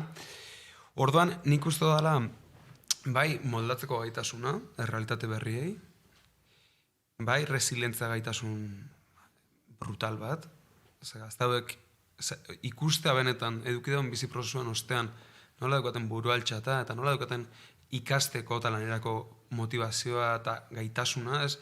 Hori da, ez deko presiorik horrek, ez? Orduan, gu benetan, esaten dugunean, harrera enpresa batek, ze onura jasoko da, gazte komprometitu eta formatu bat, benetan,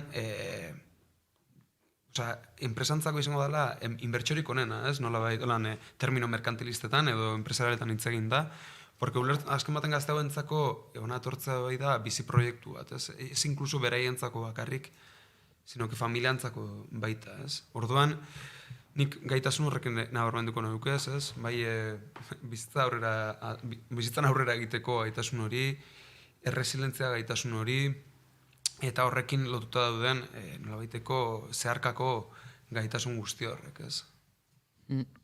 Eta gero egia da, enpresek ere izaten dute, naiz gai izango oraintxe bertan igual itzulpena behar bezala egiteko, responsabilidad social corporativa, ardura sozial korporatiboa. Eskerrik asko. Momentu horretan bestea etortzen zaidan, mila eskerrik nago. Hori ere, osatzeko edo, bueno, herramienta politu bat izan daiteke batzen, ezta? Askoek ere nahi izaten dutelako bueno, horri gehitu edo zerbait inpaktu positibo bat izan gizartean, eta zuena zoragarria litzateke beraientzat. Bai, guretzat, azkenan, enpresentzako bai hau aukera moduan ulertu behar dugu, baina ez inkluso enpresentzako bakarrik, ez? Lurraldantzako berantzako, ez? Zegaitik, guztot aurretez bai patu izan dugula, baina gazte hori gizarte moduan aukerak eskaintzen dut zegu, ez? Eta bestelan gizarte moduan gaizkikoaz. Gogorra da, lege bat egon behar izatea, enpresa eskatzeko ardura sozial korporatiba, ni itzultzera joanaz erantzuko eta sozial korporatiba, ikusiko dugu haber zein dara. Bai, bueno, erantzukizunari izango da, bai. Hori da. Ordan, bueno, gizarte moduan legeak behar baduguz benetako ardura kolektibo eta sozial bat edukitzeko, bueno... Ez badugu berezkoa, bai izan dadila era horretara, baina behintzete egon dadila, ez da? Hori da. Ez da, bueno, ni duguna da enprese bai eskaini bide bat, ez, aukera bat, progresiboki bai beraien enpresetan lanketa bat egin alizateko, ez? Badauz enpresak esaten dozkuenak, jode, ni gerente moduan presnago gazte bat hartzeko, edo praktiketan hartzeko, edo kontratatzeko inkluso. Baina langileak ez dakit nola ikusiko duten, eta beste, ez? Ordan, lehen aipatzen duen nildotik, lanketak behar da bai enpresekin, ez? Eta batzenek bilatzen dagoena da, bide progresibo bat, ez? Bai gazten, eta bai enpresekin egingo dena, nolabait biek elkar aurkitzeko, eta benetan kohesio sozial hori lortzeko, ez? Eta, bueno, onurak azkenean hor dauz, ez? Gazte komprometituta formatuak, erantzukietasun soziala lantzeko aukera bat, eskaintzen dugu batzenek baita. Eta baita, bueno, enpresa moduan, herritar moduan bebai, hobetzeko bide bat, ez? Edo aukera bat eskaintzen dugu batzenek, ez? Bai, herrialdean zuk zeniona da, ez? Azkenen herrialdearengatik apostu egiten duzu, ze gazte hauengatik herriaren alde ere egitea da. Eta ez hori bakarrik, gero zuek ere hor zaudete, edo zer gauza behar dutela, aholkularitza dela, ez da? Baduzue horrelako zerbitzurik ere, ez di? Bai, hori da. Azken finean guk, pentsatzen genuenean guzti honetan, argi ikusten zen gauza bat zen, enpresei gauza kerrex jarri behar genizkiela. Gero bestela askotan, basero soriatik esaten diatela ez dakitela nola egin, edo ez dakigu nola bete papeleo hau, edo azkenean hori ezin dugu permititu oztopo bat izatea. Orduan hortarako planteatu ziren bi asesoria mota edo, batetikan teknikoa, kontrataziorako diru laguntzak zein diren, eskualdeka edo ze laguntza ateratzen direnez, eta horren inguruko informazioa eskaintzea. Eta baita ere bestetikan aholkularitza juridikoa atzerritartasun legearen inguruan eman daitezken aldaketak oraintxe ematen ari diren bezalakoak, ez nola ere egingo duen guzti honek bai kontratazioan, bai papelak residentzia baimenak eta eukitzerako, lanerako baimenak ere eukitzerako garaian. Eta, bai, azkenean guk egin daguna izan da baita ere kontratatu, hortan espertoak diren abokatu batzuen zerbitzua. Bide horretan edo prozesu hau gazte batekin prozesu bat ematen ari den bitartean sortu daitezken duda zalantza edo ezin egon guzti horiek ahalik eta azkarren eta arinen erantzuteko. Zer diote gazteek? Ze eurak dira protagonistak hemen, zer diote? Gazteek nik uste dut, oraindik ez dagoela ulertu benetan batzenen dimentsioa. Ez aurrekoan egon ginen gaztei proiektu aurkezten eta ez dagoela sinezten edo benetan uste dagoela garela beste batzuk datuzela beste historia bat kontatzen. Ez beraien arratsaldeko 2 ordu libre horietan egun osai ikasten egon da gero eta orduan da, oin datozen beste 2 kontatzera beste histori bat.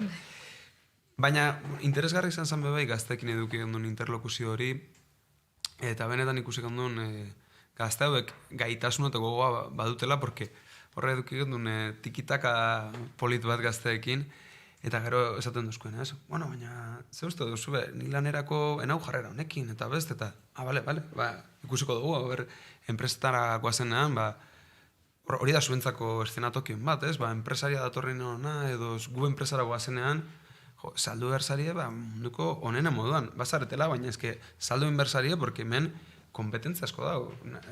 Tamalez, kompetentzia asko dago. Eta zuek izan bezare, zozer hobeak, ez? Eta, interesgarri eta berazgarri izan zen benetan beraiekin eduki dugun interlokuzio hori. Zegu egunerokotasunan ez gauz beraiekin, ez gu gehiago gauz enpresekin eta deukaguna da ezitzai talde zoragarri bat beraiekin egunez egun dagona. Eta, hor bide hortan uste dut, bai gazteekin eta bai enpresekin bai egin beharko dugula bidea egundu eta, aliantza josi, ez? Batzen joan, ez? Batzen joan, tipitapa. Azkeneko, eta esan dugu lehenago, sorpresa bat genuela, eta esti gauza asko egiten ditu. Artista ere bada, bera Koban taldeko partaide da, abeslarietako bat zara, ez da, esti? Bai, orain arte korista moduan aritu. Korista, baina orain ja koristatzera izan behar, aurrera pausa egin behar duzu. Bai, hau primizia, baina taldeko batzuk utzi zuten, Koban, orain moldatu ingera berriz, eta hor gabiltza besti berrietarako, hauts gutxiago gera, orduan hauts gutxi horiek, dena inbehar. Goza ederra da. Beraz, beste egun baten etorri beharko duzu zuen diska berria edo aurkeztera. Eta biok ere etorri beharko duzu bigarren kafe hori hartzea, ze jakin nahi dugu, hemendik hilabete batzuetara zer pasatzen den guzti honekin. Hau da, enpresek baita nola erantzuten duten, ze jarrera duten, ze gazteen inguruan hitz egin dugu, berei gogotsu daude, zuek ere, ikusten zaizue gaina oso bokaziotik egiten duzuela guzti hau, eta oso ederra da, pasiotik ez, hitz egitea. Hortik egin behar baitira gauzak. Zuekin kontaktuan jartzeko batzen.eus webgunea dute, eta bestalde ere koordinazioa abildua batzen.eus, ez da? Memorizakitea ikusi duzu. Esan bezala koordinazioa abildua batzen.eus, zuekin harremanetan jarri eta hortik aurrera zubilanak egingo dituzue eta dena zoriona eta poza izango da. Edo bintze saiakera bai, ez da? Hori da. Izango da, zergatik ez, hori xoai ez gauza politak eta benetazkoak egiten diranean, horrela izan behar da. Mila esker, etortzeagatik, gurean izateagatik, eta laster arte. Eskerrik asko zuri. Zan ondo. Adio. Deskontudaten goza momentua, zezkezka senti musika. Zuen zarraran, biak elkuzantza. Irrentzio joa, gizona dardu baktia elabantza. Señorita batak elarre batian.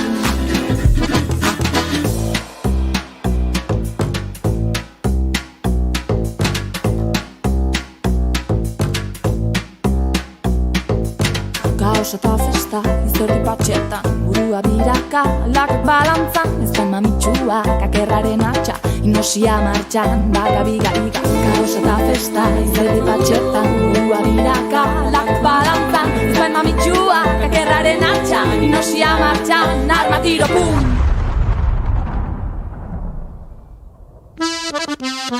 Zean usartu zara, portu bete hontan, dagoeneko atera, dekonsentzia mendipuntan. Deskapotable itzulita, oraindik xokea, ama berkina argazki hartu eta botan unairea. Suaren dardara, bigarreko zantza, irudi oiua, gizona dardun batia elebantza. Señorita batak elarre batian, suaren dardara,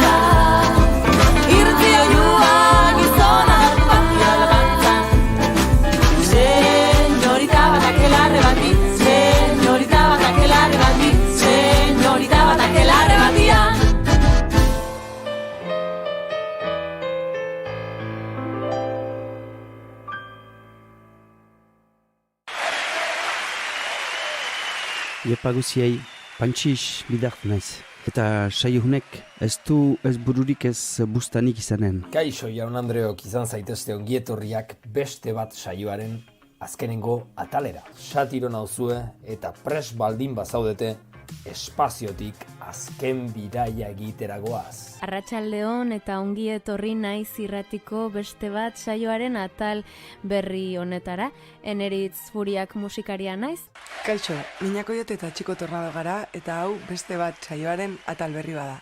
Gaurko saioa gure azkenekoa izango da. Eta azkenaldian geroz eta eskasago den zehozeri eskainiko diogu. Askatasuna. Gaiak merezi duen bezain indartsu hasiko gara. Rage Against the Machine. Freedom.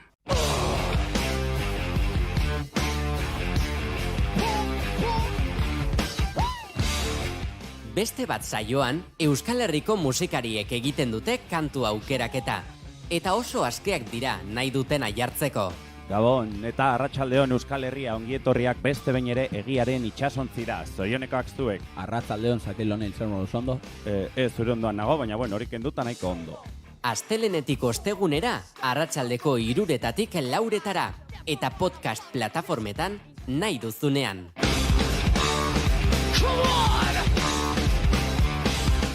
Naiz irratia.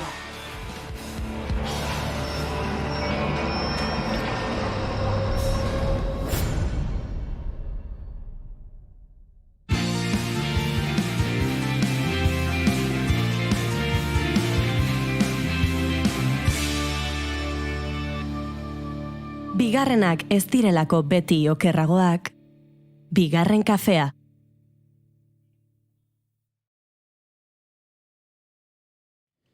Hortxe gara, arratsaldeko 5:32 minututan, urrengo gonbidatua aurkezteko prest eta urrengo gonbidatuaren aurkezpen hori egiteko ere, musika egokia topatu dugu, eta hoxe da.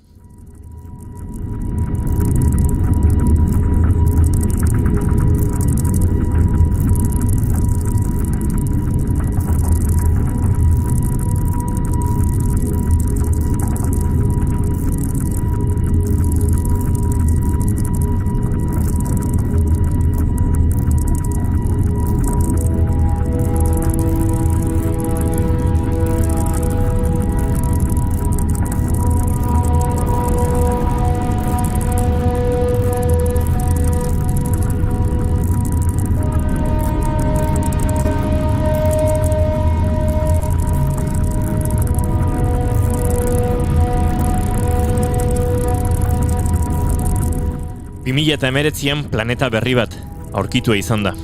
Bizigarria, arnastu ezin den atmosferagatik ezpalitz. 2008an Euskal Espazio Agentziak gizaki bat bidali du bere bizigarritasun aukerak aztertzeko. Planeta hau Dibok da.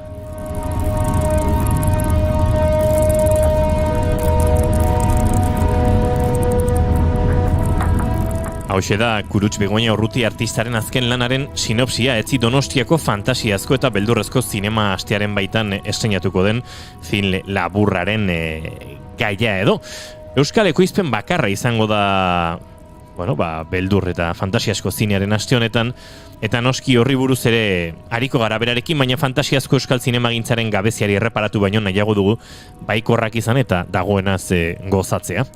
Arte ederretan lizentziatua, ikus entzunezkoetan espezializatua eta ez dakit artista bideografikoa dela esan daiteke, baina batez ere egitura instituzionaletatik kanpo edo lanean diarduena gure urrengo gonbidatua. Kuruts Begoña, arratsaldeon eta ongi etorri, bigarren kafera. Arratsaldeon bosgarren edo ja gaur.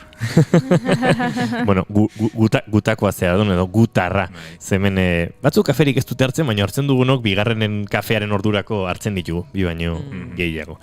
Deia da filmaren izena, film labur honen izena, izan ere, dei baten edo hainbat deien inguruan eraikita dagoelako istorio hau, edo ez da gizargatik? Bai, deia da, zuk esan zu moduen historizen barrun dauz dei batzuk personaje bateri.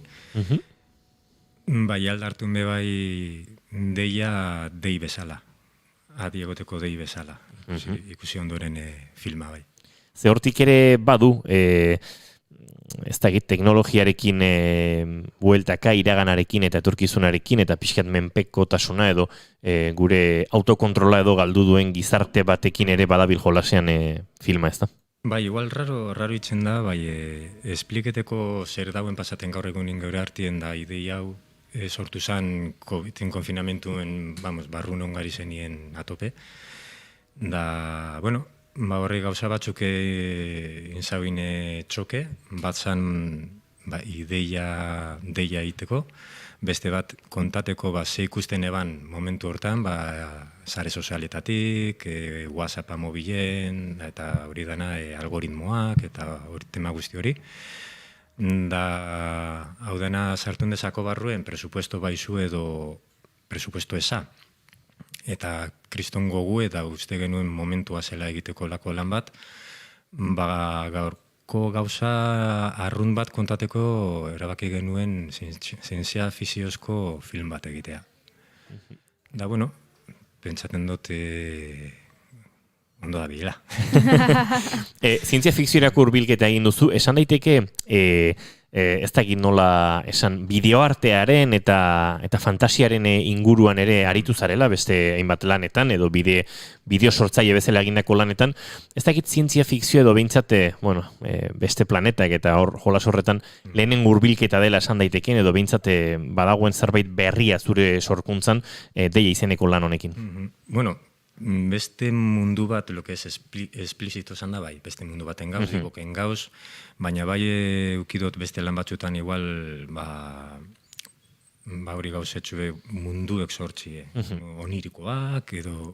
El anhelo del cangrejoekin adiez bazabiltza, subkonstientean eta fantasia nola murgilduta, egon dira nazioarteko fantasia jaialditan estrenatu dituzun bestelakoak, el txofer bezalakoak, hauek akaso ez, hor generoaren hurbilen ibili direnak, nahiz eta lan asko egin dituzun eta denek baduten, ez, loturaren bat fantasiarekin edo. Bai, fantasia igual beldurrarekin gehiago, gorea, el txofer kasuan, baina, gure intentzinoa esan zen, orengutan itxie, zelan esangot, spaghetti space bat. Hartun izan zen konzeptua spaghetti westernan, ez daku Warneren moduen itxeko produzio bat, baina, daku gogue, zerizio gauz honegaz, uste dugu apostue era estetiko honetan eginda aldauela, aldala heldu, festivalatara, jaialdizetara eta helduten dau.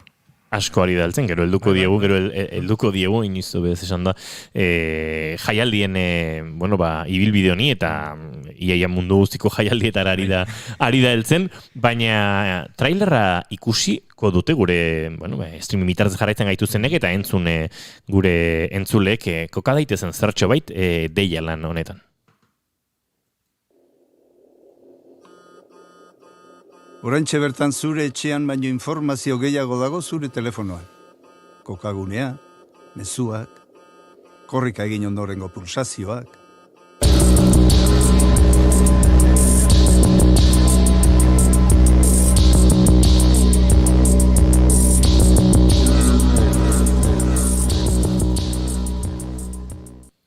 Laburrean azalduta, zegia da film laburren Tylerrek ezin dutela gehiegi kontatu, baina Dibok planetan den pertsonaia batek, entzun dugu horre vibrazio sendo hori, telefono bat du eskuartean, edo, alako dispositibo moduko bat, eta bertan hainbat dei. Protagonista Jose Ramon Soroiz, aktore bakarra.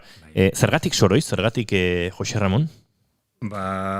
Apostu zen lan hau eitzeko, okintze kontuen diru eskazagaz geundelatori, faktore bi klabe egon ziren, edo dauze lan honetan bata Jose Ramon Soroiz aktore moduen, eta besti da Santi Salvador soinuan.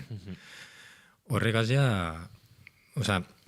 bi elementu hauek okin barik laburmetraien ni atxeratu ingo nintzen. Bai eskoa eman zaguien, da segatxe Jose Ramon, oso garrantzitsua adinaren gatik, eta Jose Ramon delakoan. Nolok ezagutxin dugu Jose Ramon zelako, karrako bat bai. Galderak trampa bat zuen zergatik Jose Ramon delako, ondo dago. Barde gorpuztu dute Dibok, horre urrunera ez duzu jo behar izan, baina produkzioaletik ere pentsatzen dut, badeira lan batzuk bardeetan grabatzeko gorreun. Egon ginen bi egunetan, egon ginen Aire de Bardena hotelien, horre ordaindu genuen uneko une, presupuestoko uneko une. Eta bigarren egunen ongari zen, bigarren zati bet, lan ezati arretxe grabaten, Jose Ramon neu eta laguntzaile bat. Lantaldea ez da zabalegia, zuk zeuke egin duzu kameragile edizio lana, Jose Ramon Soroiz aktore lanetan, Antxon Elola ekoizpenean, soinuan Santi Salvador eta Andrea Sainz, beti elkarrekin lanean dabilen bikoa, musika Ibon Agirre eta Jon Artetxe Bilbao, baina batez ere Ibon Agirreren lehen entzuten hasi garen Karraspio konposizio hori, eta hortik aurrera laguntza txiki batzuk izan dizezu, jantzitegian, ilapaindegian, bestelako laguntza lanetan, baina oso... Leire Santillan, urritxuarra. Segituan telefonaren bestalden izango du gainera Leire, jantzitegiari buruz hitz egiteko.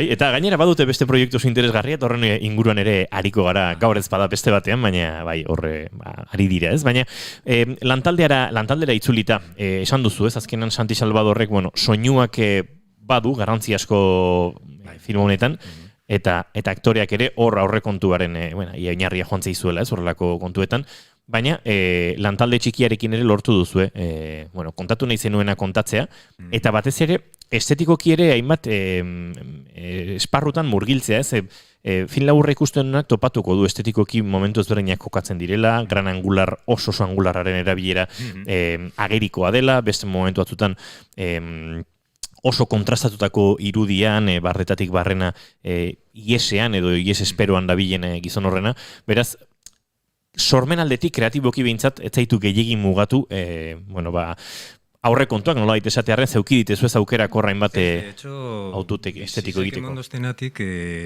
neiku eroso ibiltzena solan lanien. Neiku eroso inori esplikazio inorik emon barik edo inoretor barik esaten zelan inbiden lana bai. Entzungo dugu... Eukidoguz esperientzi txarrak. Entzungo dugu beste zatitxo bat.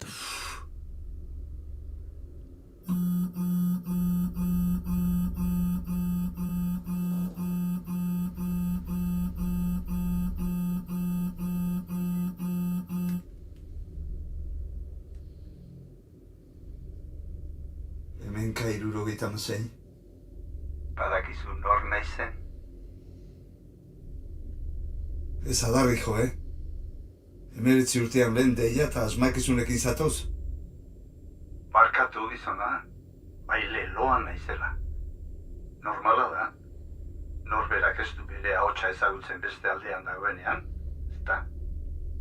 Beste aldean? Baina, nor hostizaga?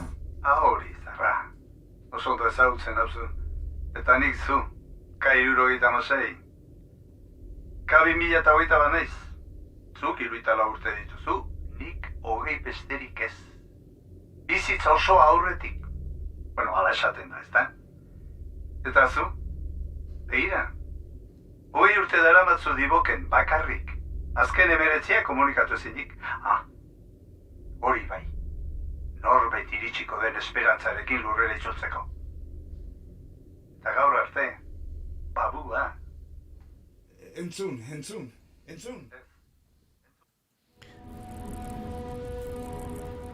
Telefono dei horren inguruan sortzen da gatazka, eta hortik aurrera, gatazkak irauten du. Han jolasean, erdi, ez dakigu adarra jotzen ari zaizkiolarik, guzti ere ez da erabat ulertzen, badago, sugestioaren inguruan eta norberaren interpretazioaren inguruan, baina azken finean bada ez, iragana eta orainaren arteko jolas talka bat, eta era berean, ez dakit, esperantzari kondenatuta bizi den gizon baten historia txiki ez. Hori da. Nola ikusten zenuen zuk buruan egin aurretik, eta nola aldatu da sortze prozesu guztian zehar, produkzio eta realizazio prozesuan zehar? Egiz esateko, gidoie dau basata Ray Bradburyren ipuin baten, llamada, gaudeia deitzen da. Da nahiko luzetxo hau baino. Da, hori irakurrita neukan oin urtiek, eta beti oso zerritzeko, da buruatu zitzaidan liburu hartuti berriro, irakurtzie, da ordu nina hauen adaptazio bat, esateko, da, lifting baten moduen, justo gure behar zanak aurkeztuteko lanan. Hori izan da kombinaketi, da historiotxuet, baina gero guk adaptatu dugu, da hori, hemen ez da entzun, baina, espazio ontsi bat, eta hortik helduko dela, eta badago ahotsa esaten, eta hori, esperantza. Dauz pista batzuk barruen, filmaren barruen gidoien, ez da urten orain ondino momentu honek, baina komentaten da behinien Chris Kelvin kapitaina, Solaris da Tarkovskiren pelikula bat. Da Chris Kelvin kapitaina da pelikulako kapitaina. Orduen, hori, badakozun hori datu, kontrolaten bazun hori datu dakizu dana joko bat norena, bukaerar arte jakimiko da, baina dana joko bat.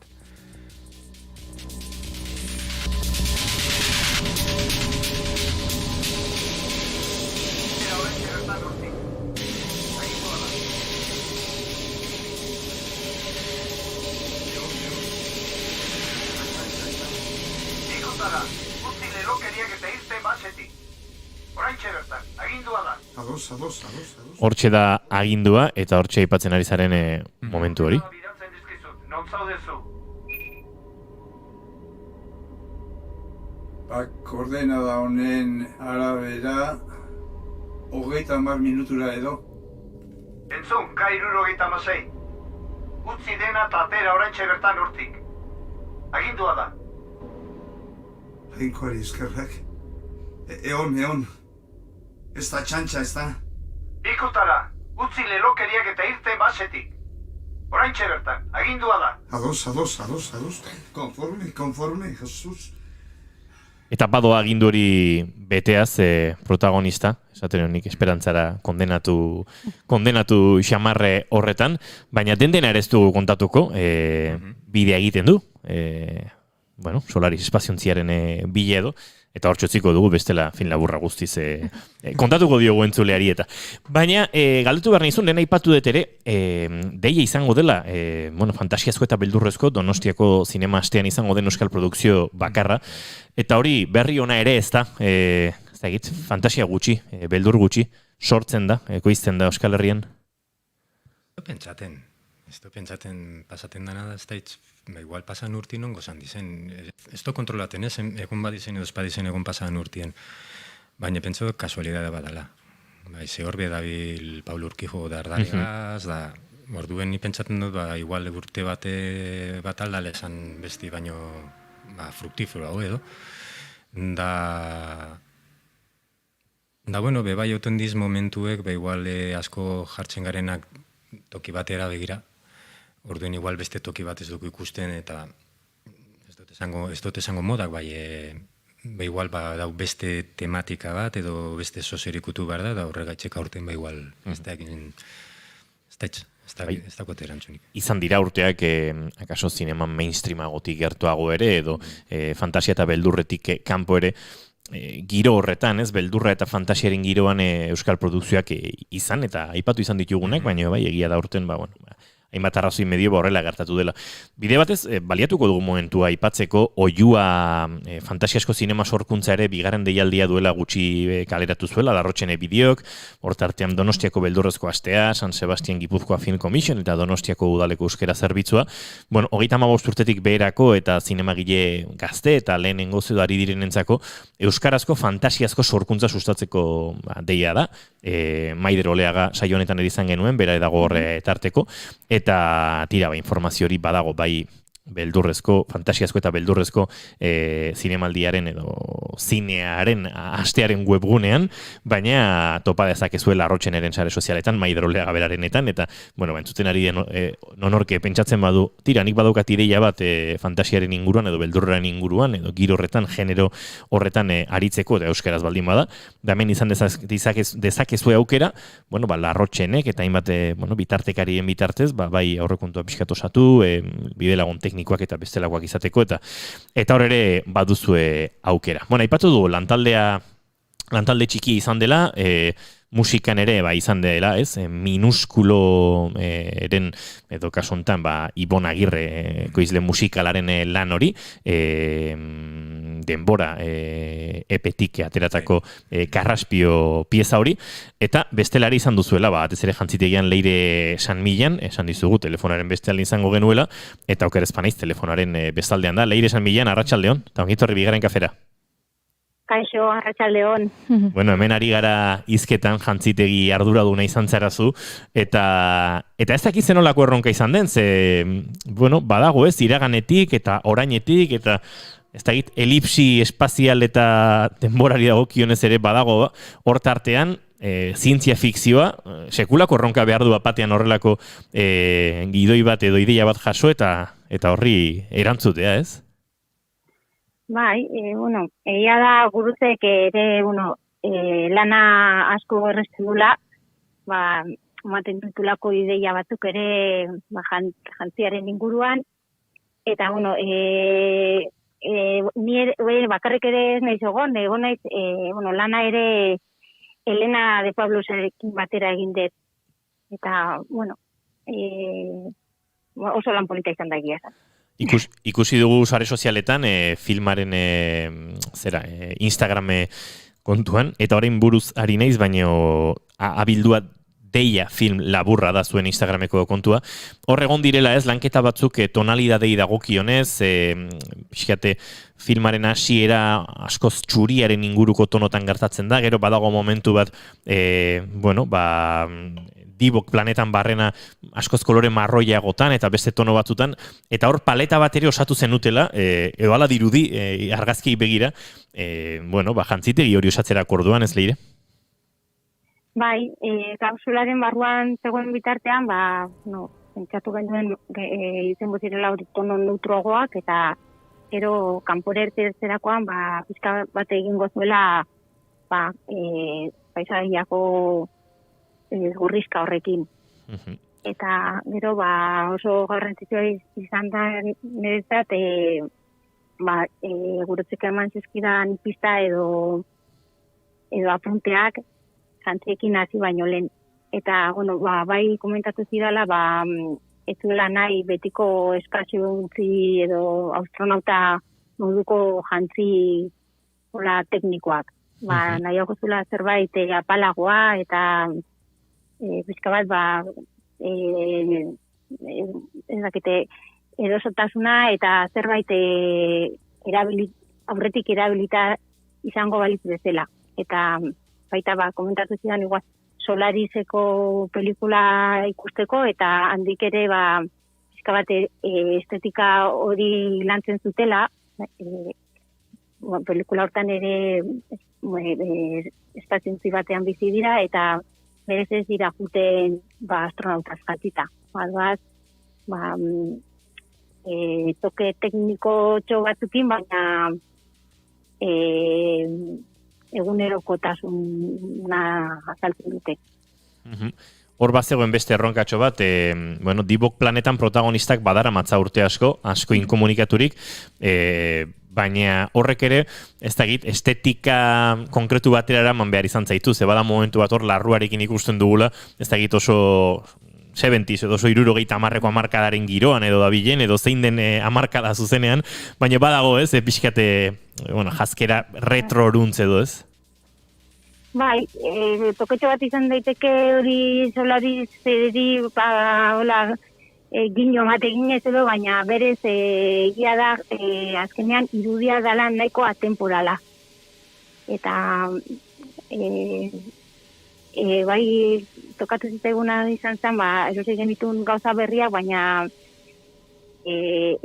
aurretik erabilitako gutxi hori emateko urratu behar izan genitun, eta hori nintzen Helenarekin, jantziak eta sartzen, puskatzen, eta, pizka bat ere, gurutek gidatzen zigunaren gainean, pizka bat. Ondo da, Leire Santillanekin ari gara, badu proiektu ugari eskuartean, Southampton Universityren eskutik modan lizentziatua da, ondoren Royal College of Art Londresko instituzio handi horretan egin zuen gradu ondoko ikasketa, badu eta beste egunen batean sakonago aztertuko dugun arropa egiteko eta lantzeko modu eta filosofia bat, baina esango nuke azken egunetan garelako Leire urlantokia proiektuari buruz ere zertzelada txiki bat akaso eman dezakegula, ze badakitorre muga proiektuan, Gipuzkoako Foru Aldundiak meta proiektuan barkatu babesten duen egitasmorretan baduzuela proiektu polita eta tartean bazarela eta azken egunetan zaudetela, ezta? Bai, hemen urretun sormenarekin zerikusia duten tailerrak antolatzen ari gera, eta egiten duguna da pertsona profesional bat hartu, eta hortan interesa duten 4 pertsonekin talde txikiak osatzen ditugu, eta azteko josquintza klasekin hasi gara, patroikintza, baita ilustrazio ilustrazio digitalarekin eta ez da? Digitalarekin, bai, hasi gara. Eta poliki alpargata tailerra ere egin dugu, eta gera hori sorkuntzarekin zerikusia duten tailerrak antolatzen mugari gabe, baina poliki, hortan gabiltza. Urlantokia bilatzen baduzue, goteo.org webgunean proiektuari zuen babesa emateko aukera baduzue. Azken minutuak ditugu, arratsaleko 6 bidean, eta noski Gurutz Begoñari galdetu behar diogu.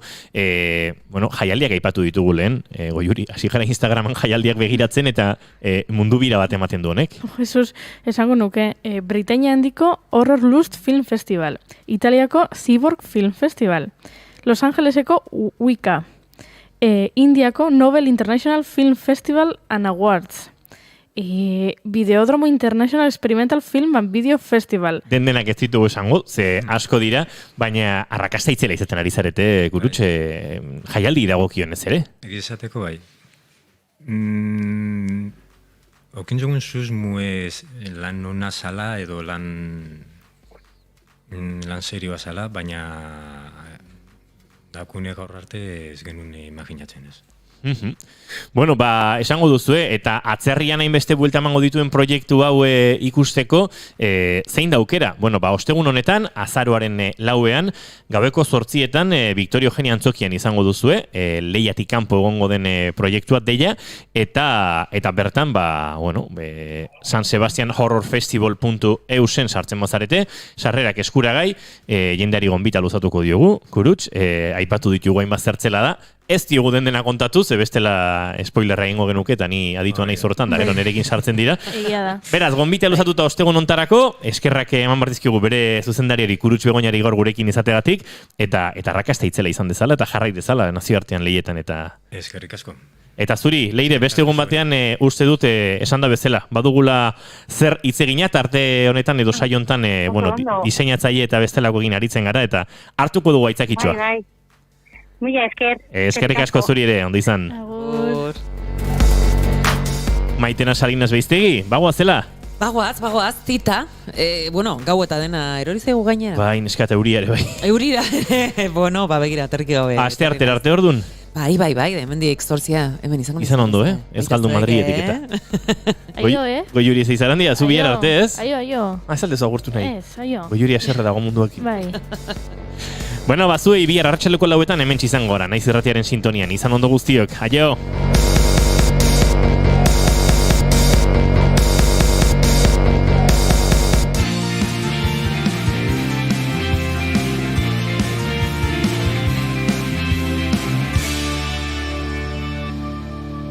Keep calm and bigarren kafea.